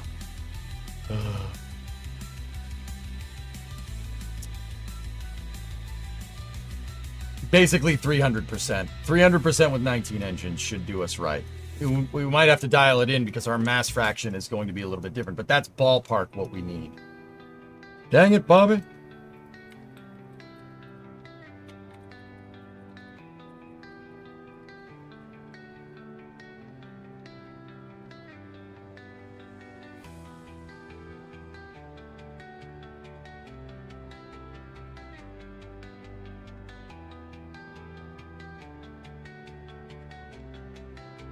Okay, cool. These need to make 300% thrust, and these need to make 200%. There we go. So now we need to figure out, I mean, we got some pretty good hypotheticals here. Now we got to figure out where the heck all this stuff goes. So the first stage and the engine section go back here somewhere. That's the bottom of said vehicle right here. Give or take. Now, does this paper have any word on how tall the second stage is? Because I don't want to sit here and just kind of fudge out some numbers.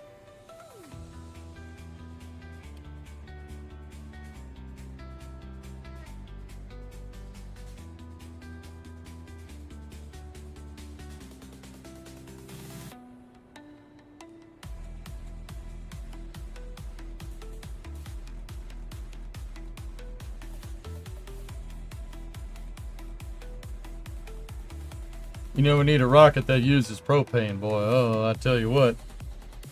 You could search the document. Good call.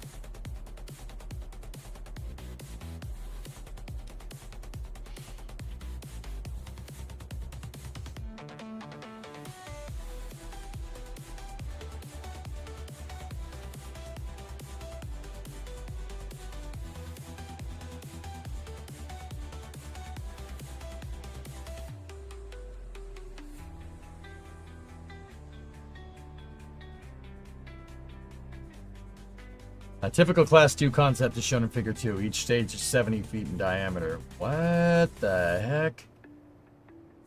Wow, that is a crazy... That freaking aerospike thing. Wow. It is 290%. F1A thrust 18 divided by 19, then times by 0.6. Divide Mastodon 1350. I think you said that gives you 2.9. Yeah, I said about 300. So 3 times the thrust. Yeah, thank you.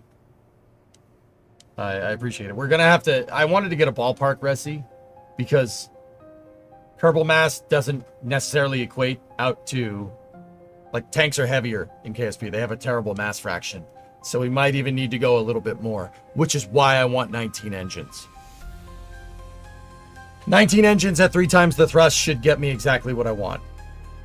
That extra engine should give us the kick to make up for any potential crappy mass differences here. Flame Trench tonight? NSF need your optimism to balance things out. Sure.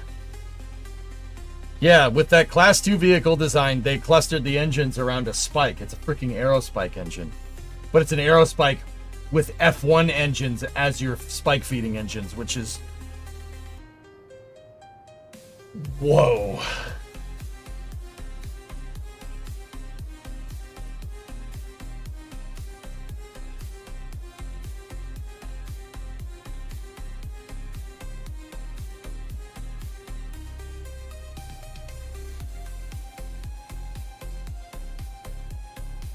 Yeah, dude, this is pretty good.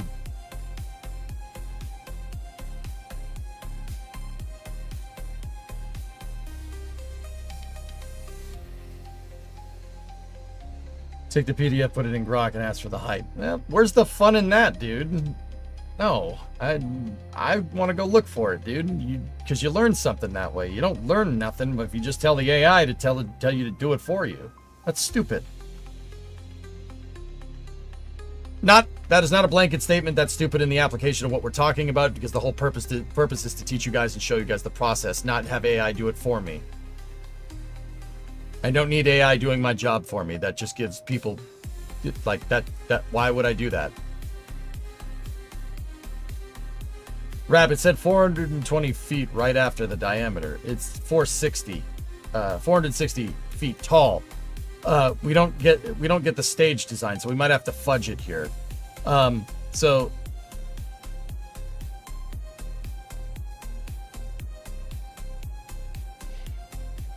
okay, my bad. Just trying to give ideas. Nah, no problem, Ari. Don't worry about it, dude. It's just not my style, man. I'm not trying to be a jerk. I apologize. I'd say that first stage is probably 180 feet tall. It's interesting that because the bottom of the stage actually tapers outward, and that's probably because clustering these engines like that can't cluster them that close. So they're probably sitting out on the edge of the wall right here.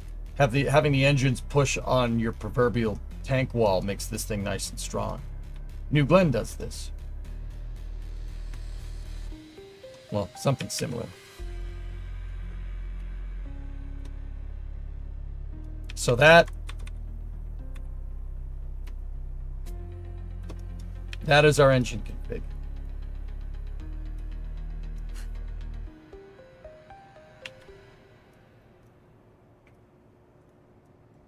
Because yeah, we're gonna have to make it taper. No problem.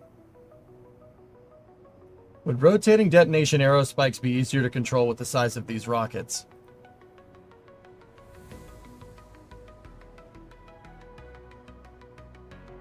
What does easier to control mean, Erudite? What do you mean easier to control? I don't understand.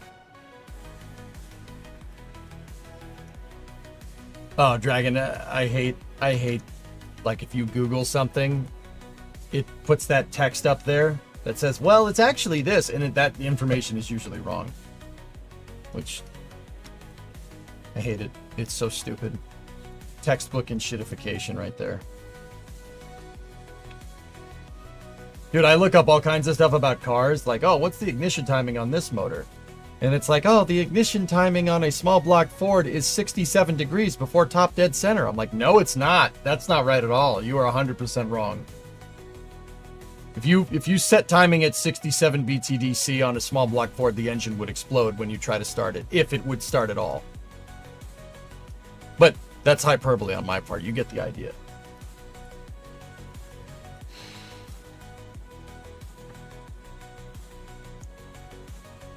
You're absolutely correct. Nice catch, ChatGPT. Probably, yeah, I know. I mean, it's not going to be like that forever, but boy, does it get annoying.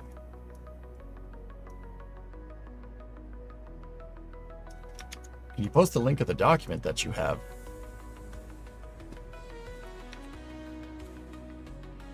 Sure. I'll post it in both chats. Did I see your message above? Monkey, if you don't tag me, I just assume you're not talking to me. So, I'll go back and read, but tag me in the future, dude. Yeah. I'm keeping up with 2 chats. I'm streaming on Twitch and YouTube, so I got 2 chats to look for. Tag me if you need to get my attention. With that being said, what's on your mind? Do you like cars or rockets more? Rockets. Have you heard about the WASD main menu? It's a cool KSP mod. You should check it out. I got it. You're new. Yeah, I know, man. All good. That's why I told you. I don't know about the WASD mod main menu thing. I don't know what that is. I'm really hesitant to put new mods into the game, though, dude. I don't want to stack my Kerbal save with 1,000 different mods. So, it's got to be a mod that I kind of need, you know? Thanks for the doc link. Cool.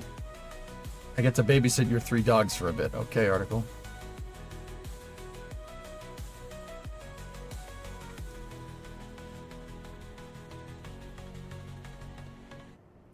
They're not the same document after all. Maybe this is useful.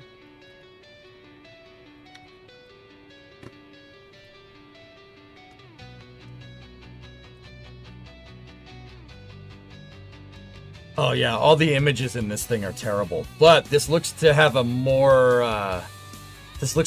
fleshed out Class 1 baseline here.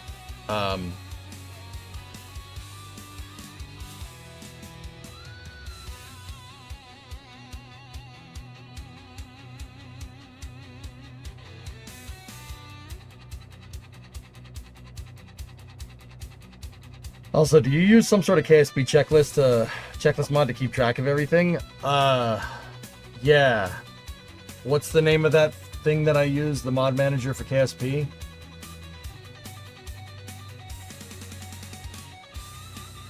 I don't remember the name. CCAN, that's what it is. Thank you.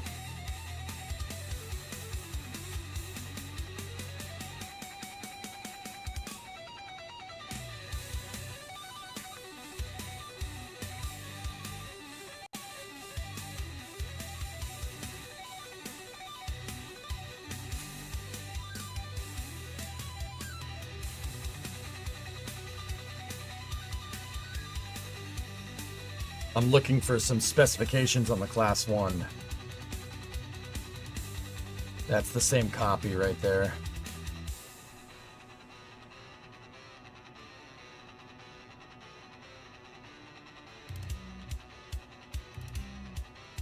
First development flight in mid-1972, operational availability in late 1974. Oh, man. Hold on, my back. I'm alright. I'm alright. I'm alright.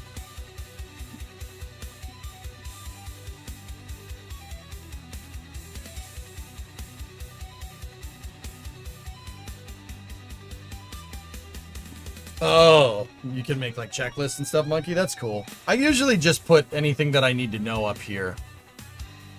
But yeah, that's cool, man. No, I was kind of shifting back and forth going, oh man, come on. And yeah, clearly I probably shouldn't do that. All right, well, we're just going to have to fudge that. I don't think we're going to get a detailed scheme for this, but we can extrapolate some stuff here. So the top of the M1 engine is basically at the 200-foot mark, if we can zoom in here. Top of the F1 with its turbo pumps is actually, yeah, it's pretty much right at that mark, right? So how tall would an F1 engine have been? Go back over here.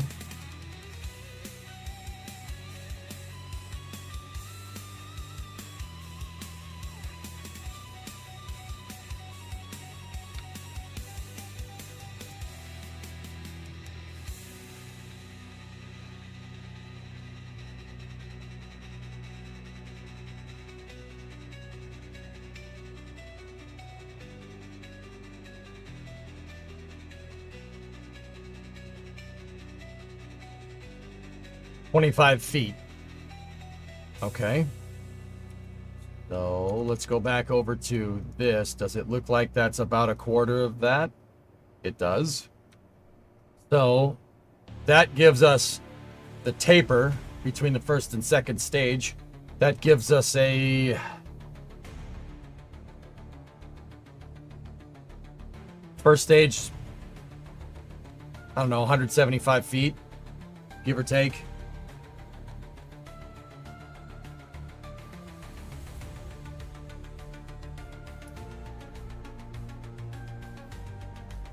No, it looks like it might be a little bit more than that. You got to take into account that there's a space between the rocket engine and the top of the stage. So I'd say more like 160. Let's say 166, because that looks about 2/3 of the way up. Yeah, so 166 tall. First stage, I think that's fair, okay? So we got a 166 foot tall stage. We need to put that into Kerbal scale, times 6. So that gives us 100 feet tall in Kerbal scale. Then we need to convert that to meters, divide by 3.3, and that gives us a 30.18 stage. Oof. All right, so our first stage from the bottom of the nozzles to the top here is 30 meters. 30.2 meters. So move that down here like this. Move that back up.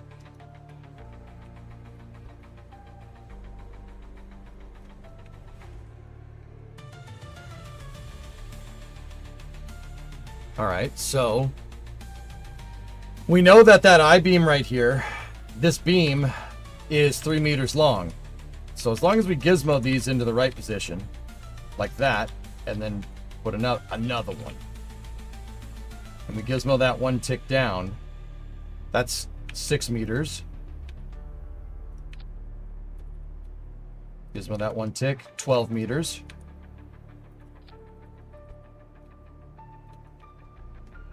That's 24 meters, right? And now you can just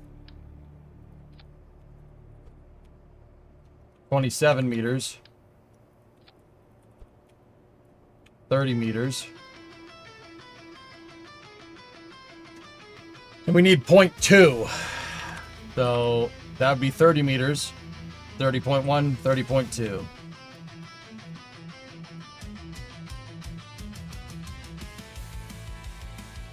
Pretty large.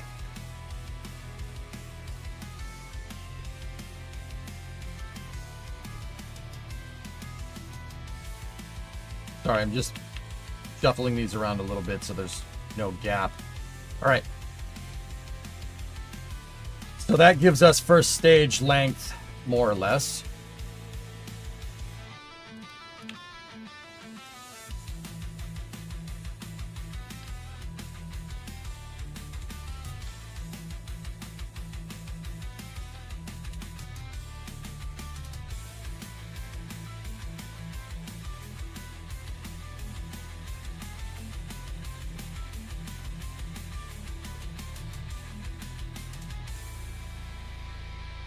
I'm going to put these on their side so they don't interfere with the design later.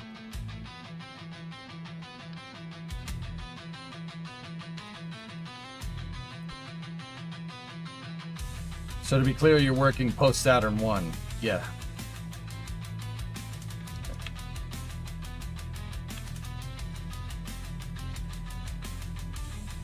Post-Saturn, it's the Class 1. Class 1 is what I'm making. I'm making that. The reason why is we could make the arrow spike, but all that's going to do in KSP is just make the engines not work as efficiently because we don't have flow dynamics. There's no computational fluid dynamics in KSP. So I'm not making that.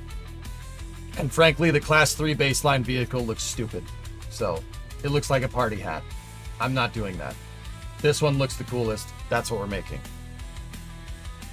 Okay? Is that clear enough for you, man?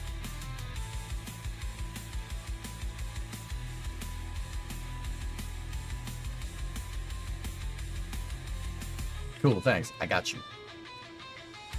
All right, so the tapered section looks to be about 10 feet.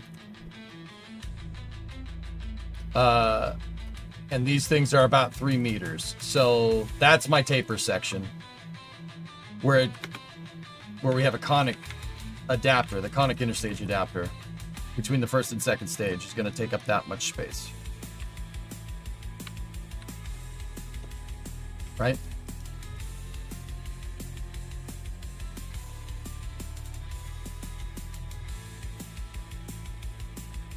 And that gets us almost to the halfway mark. The middle of the vehicle is right there.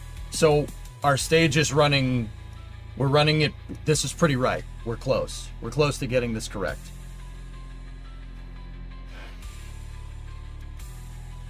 Because the halfway point on the vehicle is right there. Just, yeah, that's good. Okay, so now the second stage. The second stage, dude, that second stage is gigantic. It's bigger than the first stage, almost. And this was using an inner tank design. I wonder what their rationale for that was. It's probably, I think it's explained, but probably manufacturing, to be honest with you. But holy crap. How many streams does it usually take for you to build a rocket this big? If we work on this next week, yeah, I should have it done by the end of next week. That's if I was playing Kerbal like every day. I don't know if we're gonna play Kerbal every day next week. We'll probably switch between KSP and the car, and then other games too. For the last week of Locked in June, the third week of June was basically a washout for me because of my back, but. Hydrogen volume? Yeah. Is it known at what altitude stage separation would happen? I don't think they ever got that far on us, but this is using Carolox, so you're getting a similar specific impulse as a Saturn V, so I'm guessing staging altitudes and stuff would have been more or less similar to like a Saturn V or even SLS, or even maybe not Starship. Starship is a little bit of a different thing. Stage 2 hydraulics difficult with a common bulkhead due to temperature difference. Well, yeah, Kai, for sure. Saturn got away with it with the S2 and the S4B. They're not doing it here, probably for the reason that you're saying, but it's not impossible. That's what I'm trying to tell you. It ain't impossible.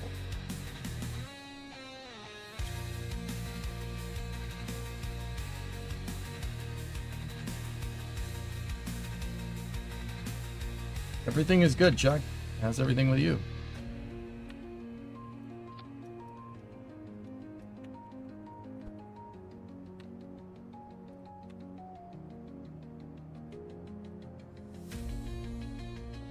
I'm wondering if we just take the same length here.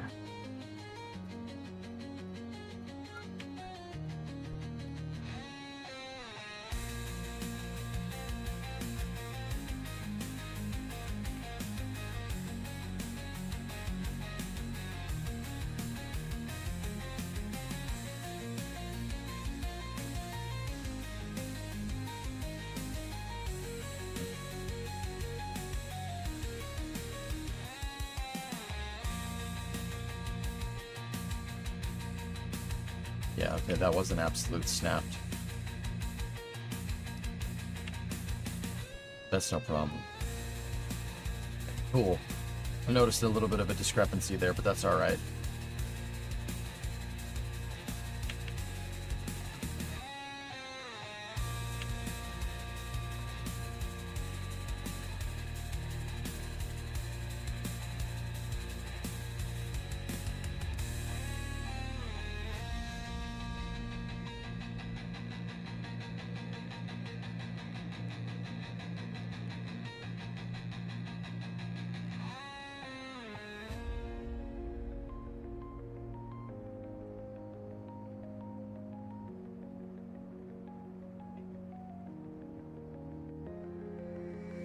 Wow. Do you think Kitten Space Agency will be a success and kill KSP? KSP did a pretty good job killing itself, so I think it'll be a success. I don't think they have to worry about killing KSP. You have done that to yourself.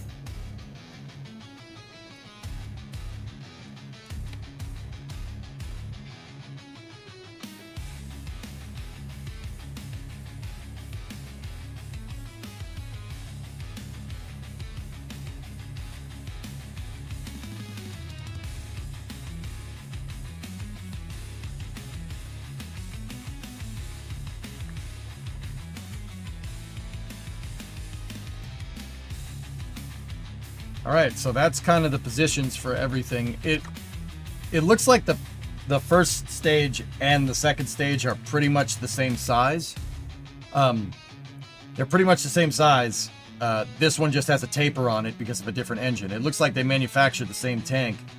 Well, a similar tank design. One's just slightly bigger than the other to take into account differential propellants. So like this is using kerosene and liquid oxygen. That one's using hydrogen and oxygen. So that means the remaining incremental area up here can be bearing. The rocket's 460 feet tall.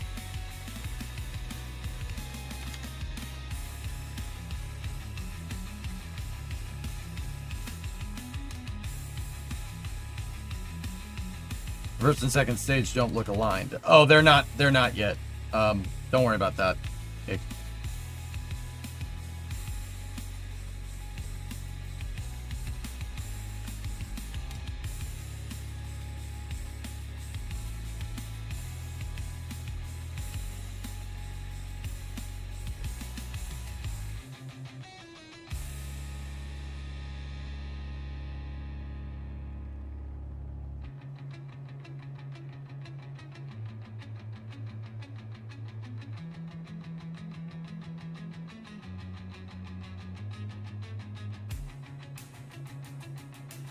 Okay.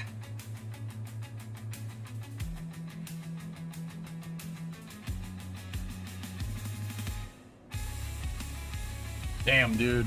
This thing would have been a monster. Hey, Hinris, what's going on? Just got home. Could you give me a quick summary of this build? I'm making that in KSP. It's a post-Saturn class vehicle. This is from a paper that was done by NASA in the mid-60s. And this was taking into account the Apollo program not getting canceled.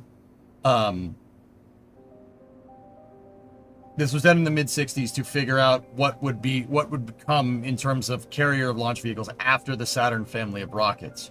So, Little Joe 2, Redstone, Jupiter, Juno, Saturn 1, Saturn 1B, Saturn 5, Saturn Nova, right? What comes after that? These papers were quickly seen as not needed. They never even got close to making this. What they were going to make is Nova, but they never did it. So a bit early for it, but if you're looking for payloads.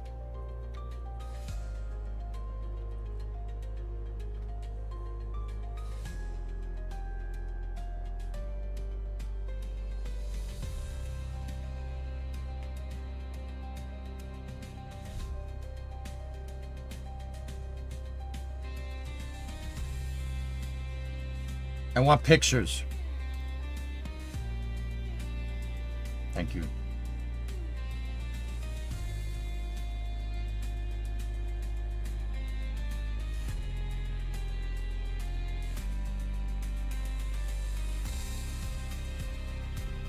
Nice.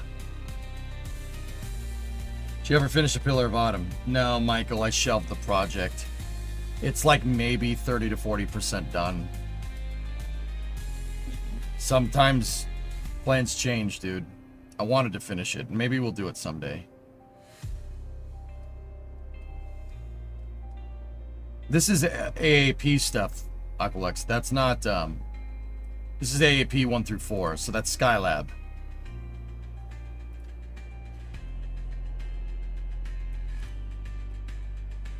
Have we ever made a Nova or N1 rocket remake? Nova? No. Saturn V? Yes. N1? No.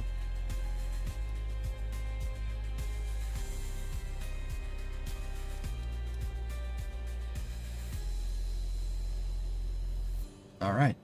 So there we go. That's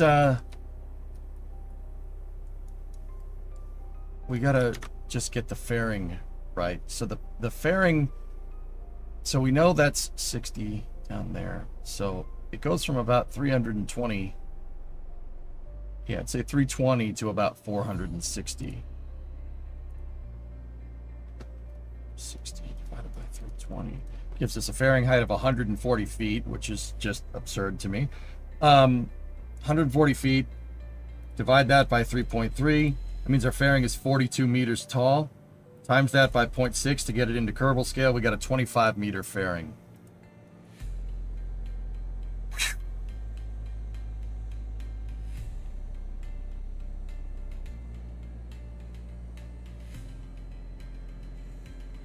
25 meters. That would be 5 of these things. So we go 1, 2, 3, 4. Yeah.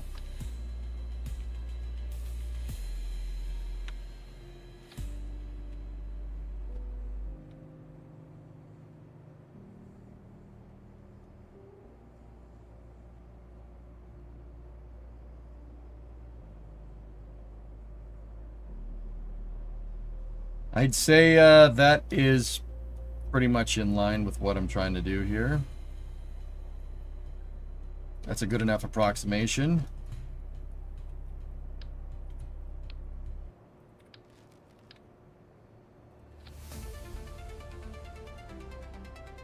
It ends up being a little bit longer.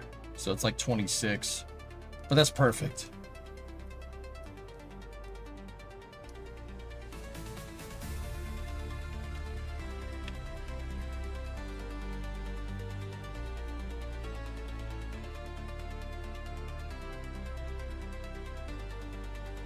There we go. So we more or less now have our dimensions for what we're trying to do.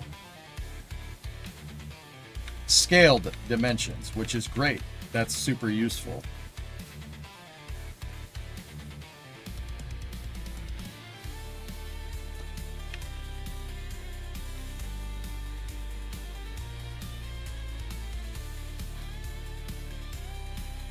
All right. Excellent. Save. There we go. What's the thrust of the Class 1 compared to the Saturn V? Starship is more powerful than direct descent Nova. Well, this thing has 18 F1A engines in the first stage. Hi. So you have F1 engines make 6909 kilonewtons of thrust, right? Times that by 18. It gives you 124,362 kilonewtons. Plug that in here if you want pounds.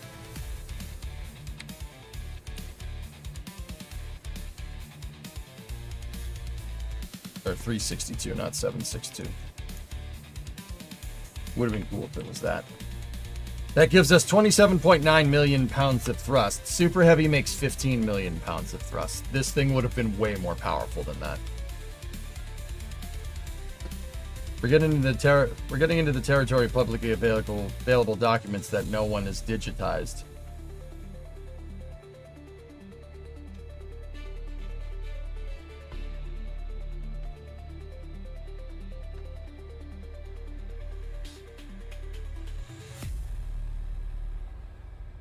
That's not, the link isn't even loading for me. I remember the old days when you could save from NTRS. Sometimes you still can. It depends on the PDF. EGSC, electrical ground support equipment required for post-Saturn launch vehicle facilities and operations. Oh.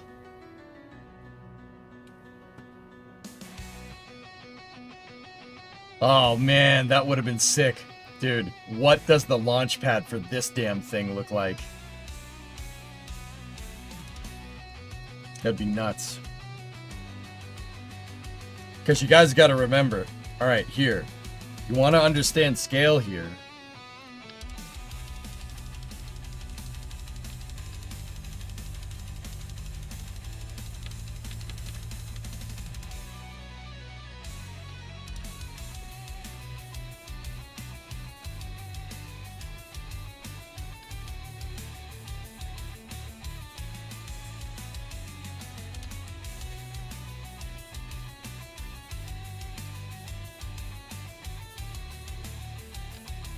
That's more or less a Saturn V first stage.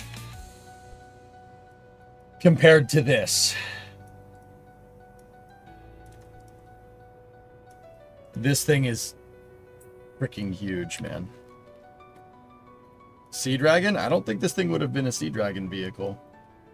I don't think it would have launched from the sea. This, from what they're saying, it, given the hardware and the engines and stuff, this probably would have been more GSE based. But that's the thing. The diameter of this vehicle is almost as big as the damn mobile launcher. I don't know what the heck you would put this thing on to get it. You'd need to build a much larger launch pad for this thing.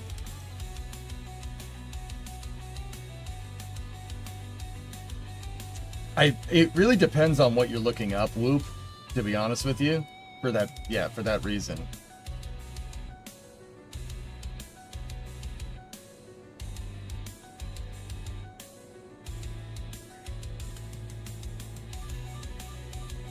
Yeah, the launch pads for Saturn were overbuilt. The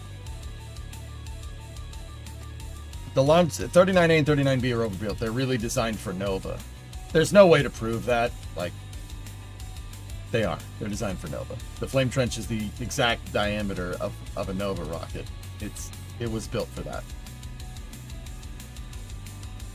Would you even move it, or would it be easier to move the building at that point?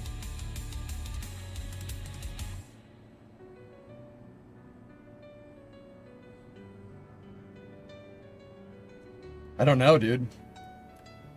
Maybe we try to make this reusable, or try to stack it, try to build cranes for it, and maybe we'll figure out a solution for that. This is not going to be a lot of parts, man.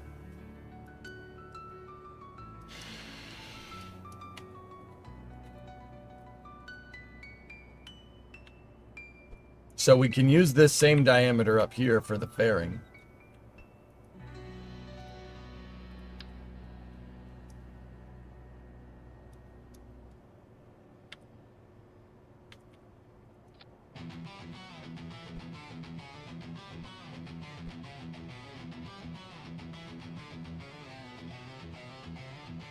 My control node for the fairing right there.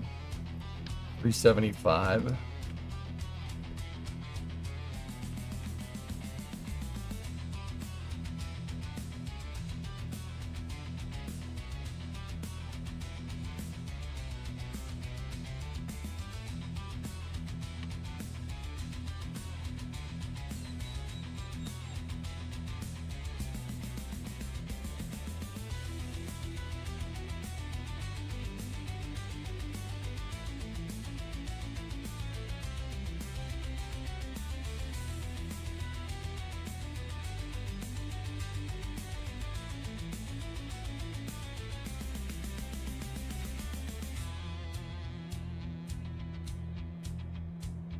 Okay, so the bottom of the fairing would be wherever this flattens out. We got to line it up with that.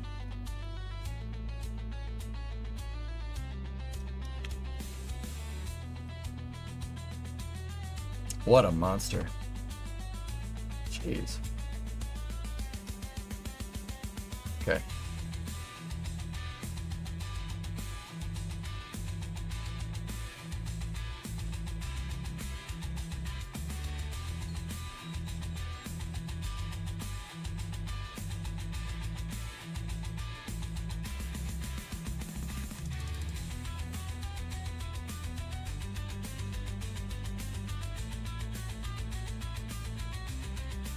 So the cylindrical part takes up probably about, I don't know, 2/5 of the way through. And then it curves from there, and we have kind of a spherical top.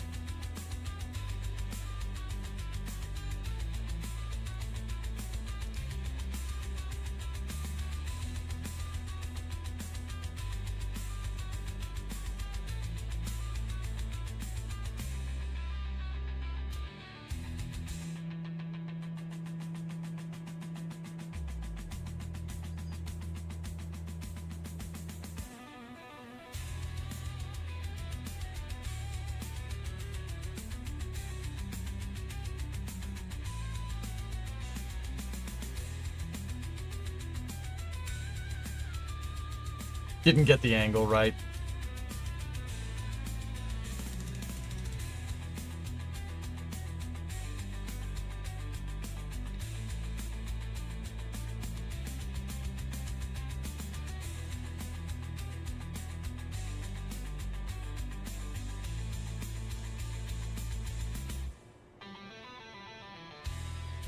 Yikes.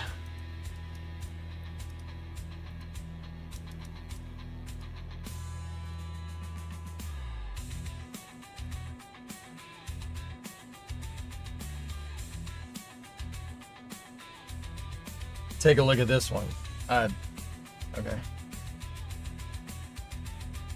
Yeah, it's quite large. That's quite a big vehicle.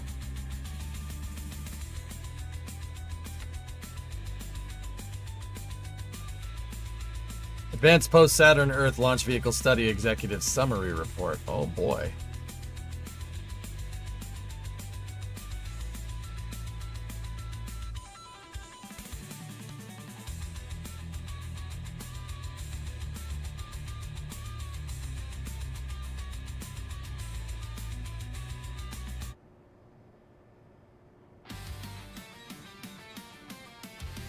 Bruh.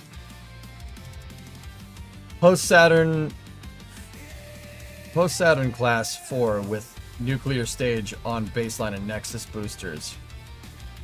8 750 Kelvin water moderated metal core.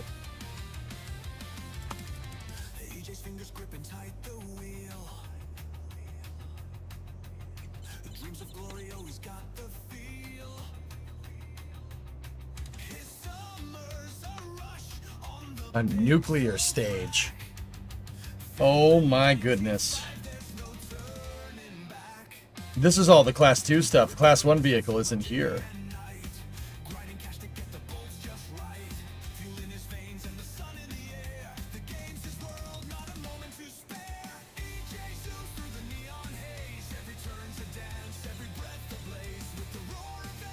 Holy balls. Based on the mobile assembly method, a launch support facility can be used to support either the offshore launch system or a Saturn-type support system. This area would house all of the support operations needed to prepare the vehicle for launch. Individual stage receiving and checkout buildings would permit minimum requirements for the vertical assembly building, as well as major rework, maintenance, and checkout operations are performed in the stage buildings. Assembly of stages and payload and final vehicle checkout is performed in the VAB. Vertical assembly building. They call it vertical. It's vehicle assembly building, but it was called, early in the Apollo program, it was called a vertical assembly building. To the point where it was so early that they really never ended up calling that. It's vehicle assembly. Installation of retro rockets, touchdown engines, ordnance items would be made after leaving the vertical assembly. Oh no, I'm misunderstanding this. That's an assembly building. Okay. After recovery, the stage would be purged and placed upon a transporter and transferred to its refurbishing bay.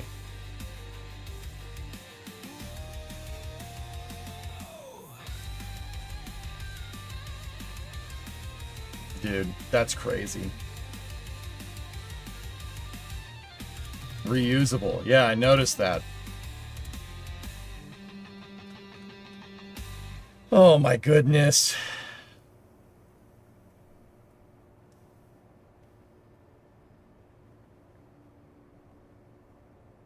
Can you link this one?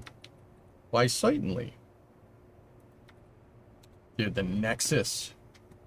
What the heck is the Nexus? What is that? Is that a kick or what? Like,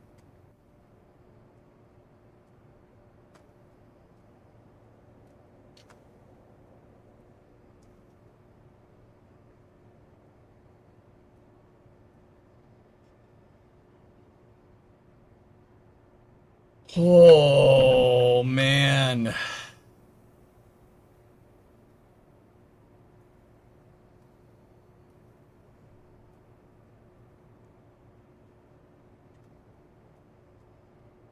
Oh, I love it.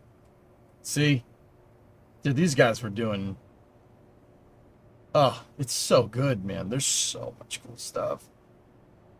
Look at that freaking transfer stage. 20-meter core transfer. 20-meter nuclear thermal. Oh my goodness, it's got 7 nervas in the bottom. Or no, 8 nervas in the bottom. Oh. General Dynamics Nexus. Yeah, the other ones talk about this thing too.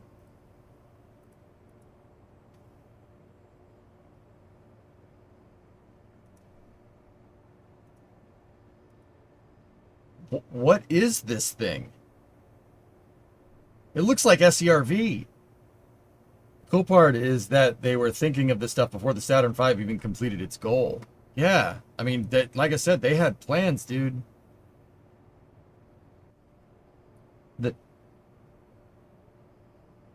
That's such a strange design. It's kind of like SCRV, though. The Nexus reminds me of SCRV, but with a stage on top. Big. It's big. That's what it is. Yeah. Yeah, I'm okay with this.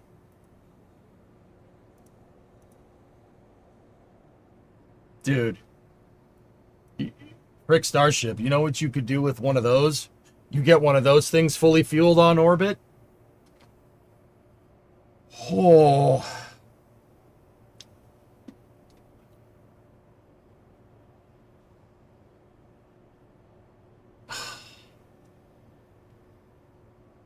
Nuclear, okay. Delta V, 20,000 feet per second.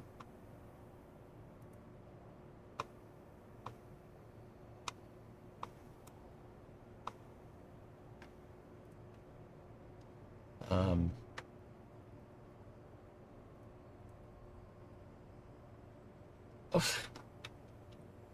6 kilometers a second Delta V. Okay. Okay.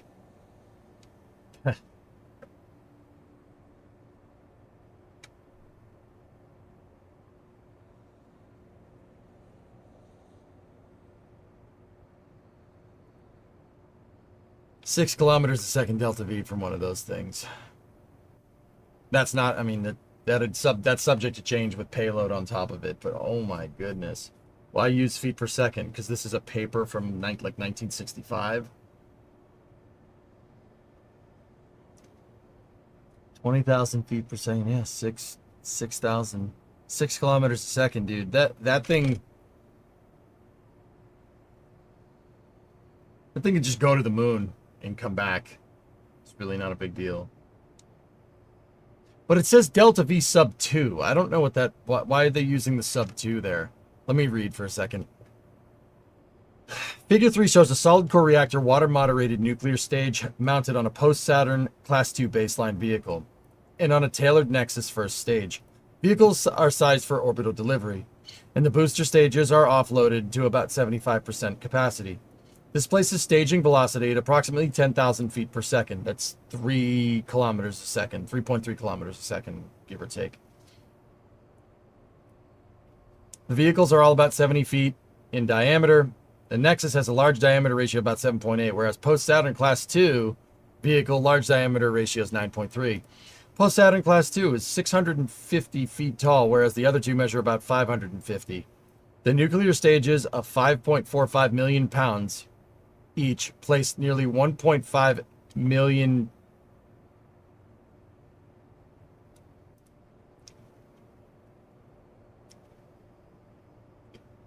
They place 1.5 million pounds.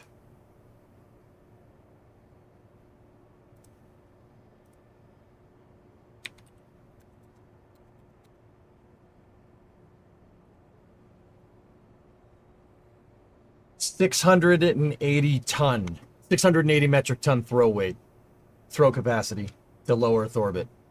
680 tons.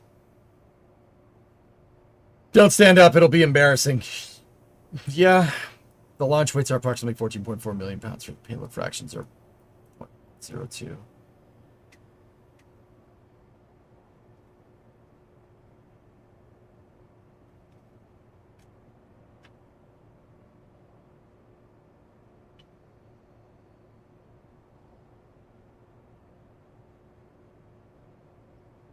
That's awesome, dude.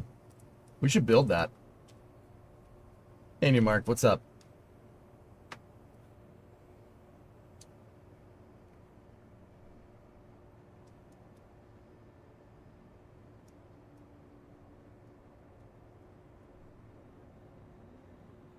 Jeepers creepers, dude.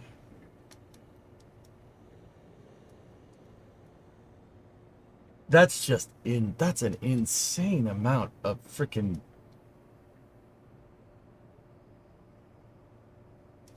What the hell? Huh. How much did one of their theoretical NTRs make? Water moderated metal core engines. Where are those things? They talk about those at all?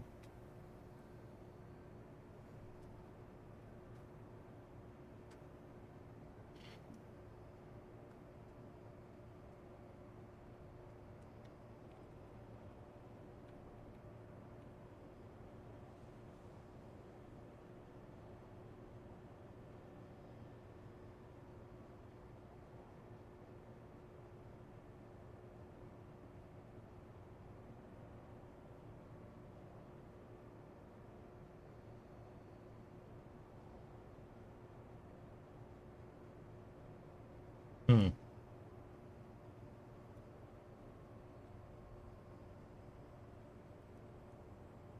Oh my goodness. This pisses me off that Nerva went the way that it did, because Nerva was only the beginning.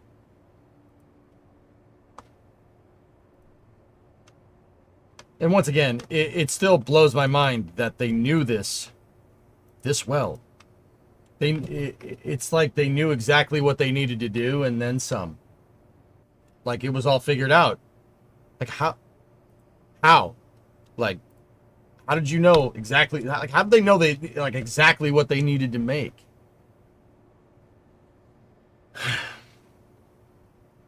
I understand you do that by doing an analysis. I get it. That's a lot of analysis. That's what I'm trying to tell you.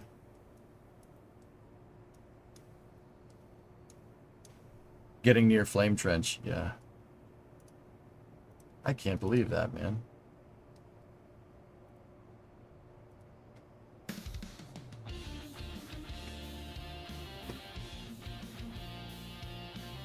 Okay.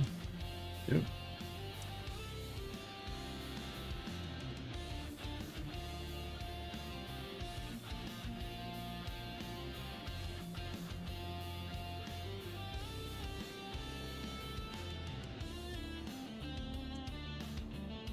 Lack of brain rot. Yeah.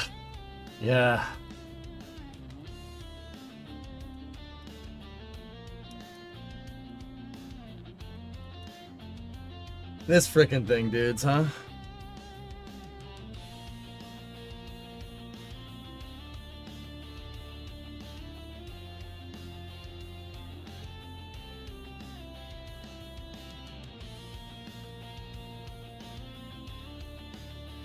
Wow.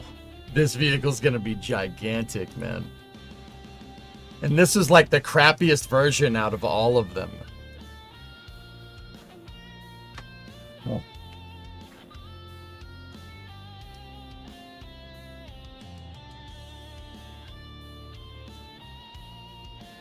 We didn't have a lack of funding, yeah. No. It's not just that. You can throw money at a problem with spaceflight theory and it won't fix it, right? You can do, like, look at SLS. You can throw money at it and it doesn't fix the problem. It's management. You have to, that comes with other things. I don't want to talk about it. In fact, I gotta go to Flame Trench in a little bit, dudes, and I don't want to get all salty before we do that.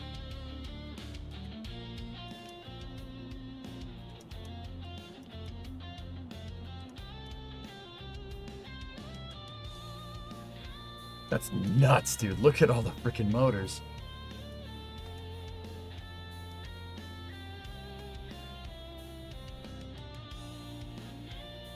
In order to see, now here's what I'm wondering. You know, we'd have to overclock this 3 times the amount.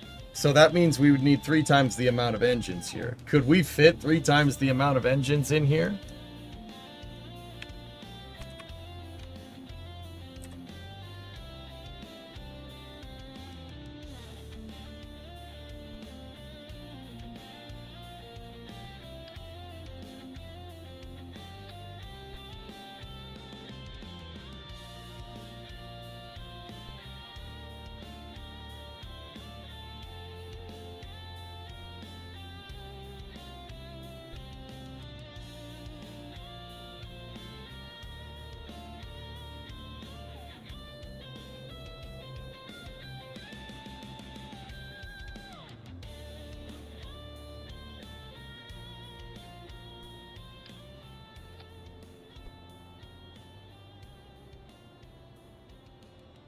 Nah.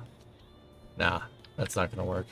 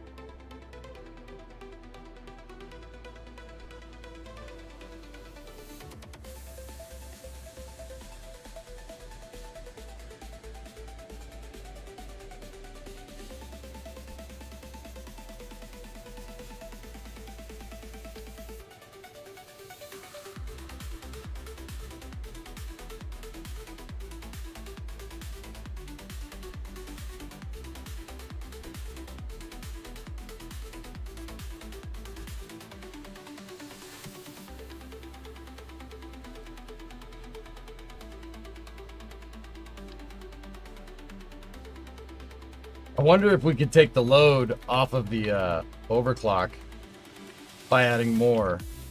And these Mastodon engines are very, very light. They have a great, really good power to weight.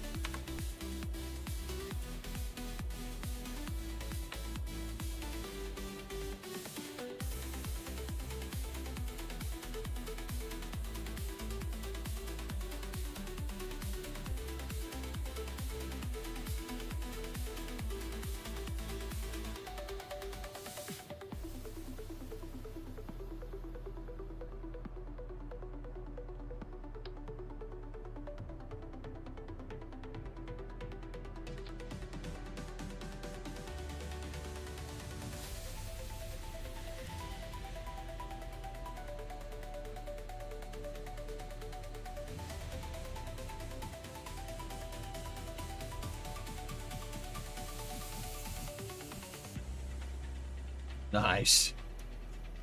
That's pretty good. 6.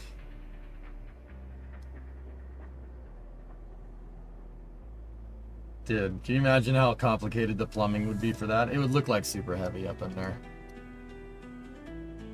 Yeah, if you want to be spicy in a flame transfer, this one.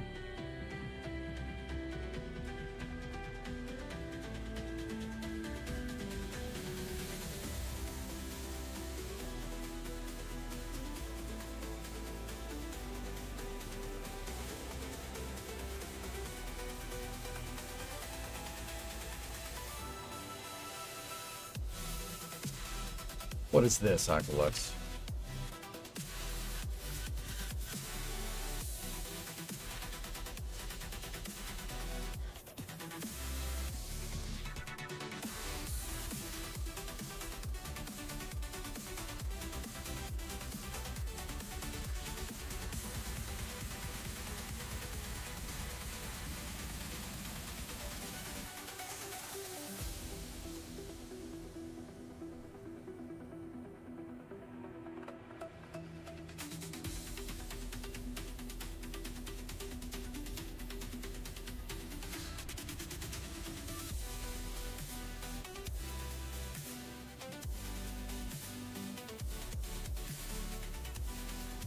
Check the graphics.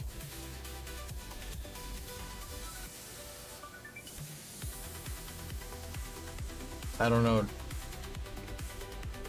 Graphics?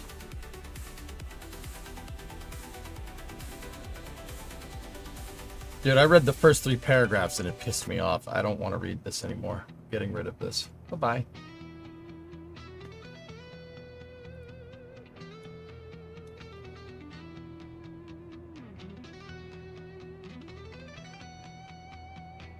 Well, Project Paperclip sure helped. Operation Paperclip.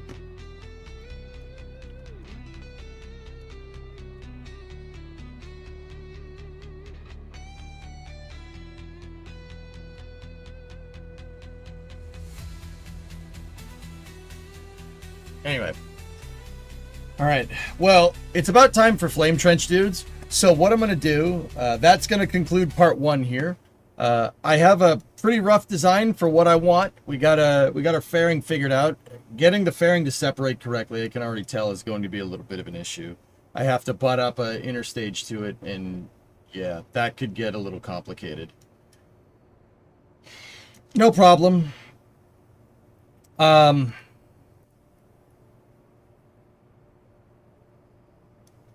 What they were anticipating in terms of forward trajectory.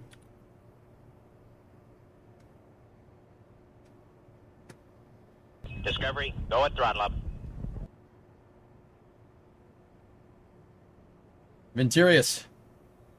3-month resub.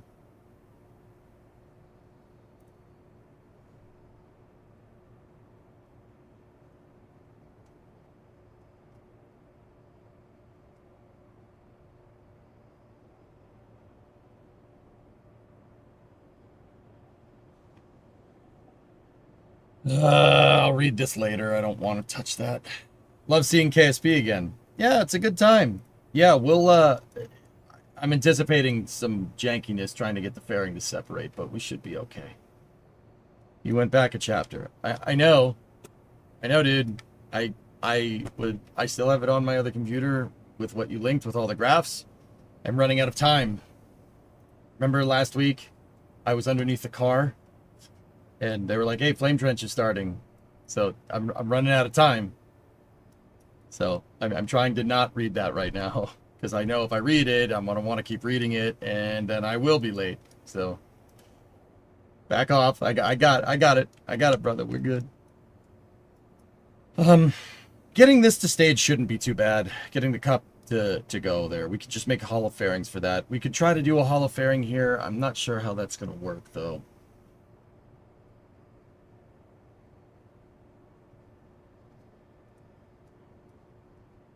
But I think we got our post-Saturn Class 1 vehicle kind of sorted. Here, I'm going to get rid of that second row just for now, and I'll leave it with the engine configuration that we had. Cool.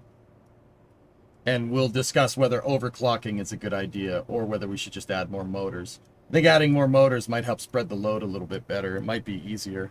Spread the compression load that inevitably happens from all those engines pushing up. That's a lot of force to push up with. Even in Kerbal, that's a lot. 75 meganewtons.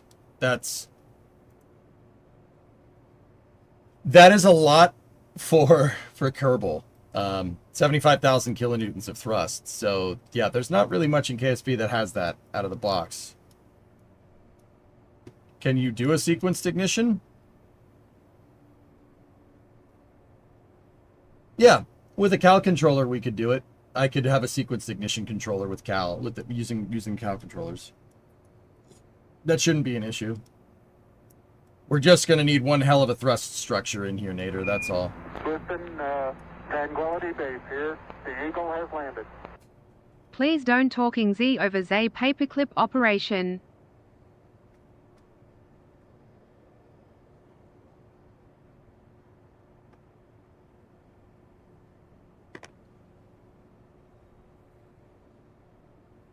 Okay.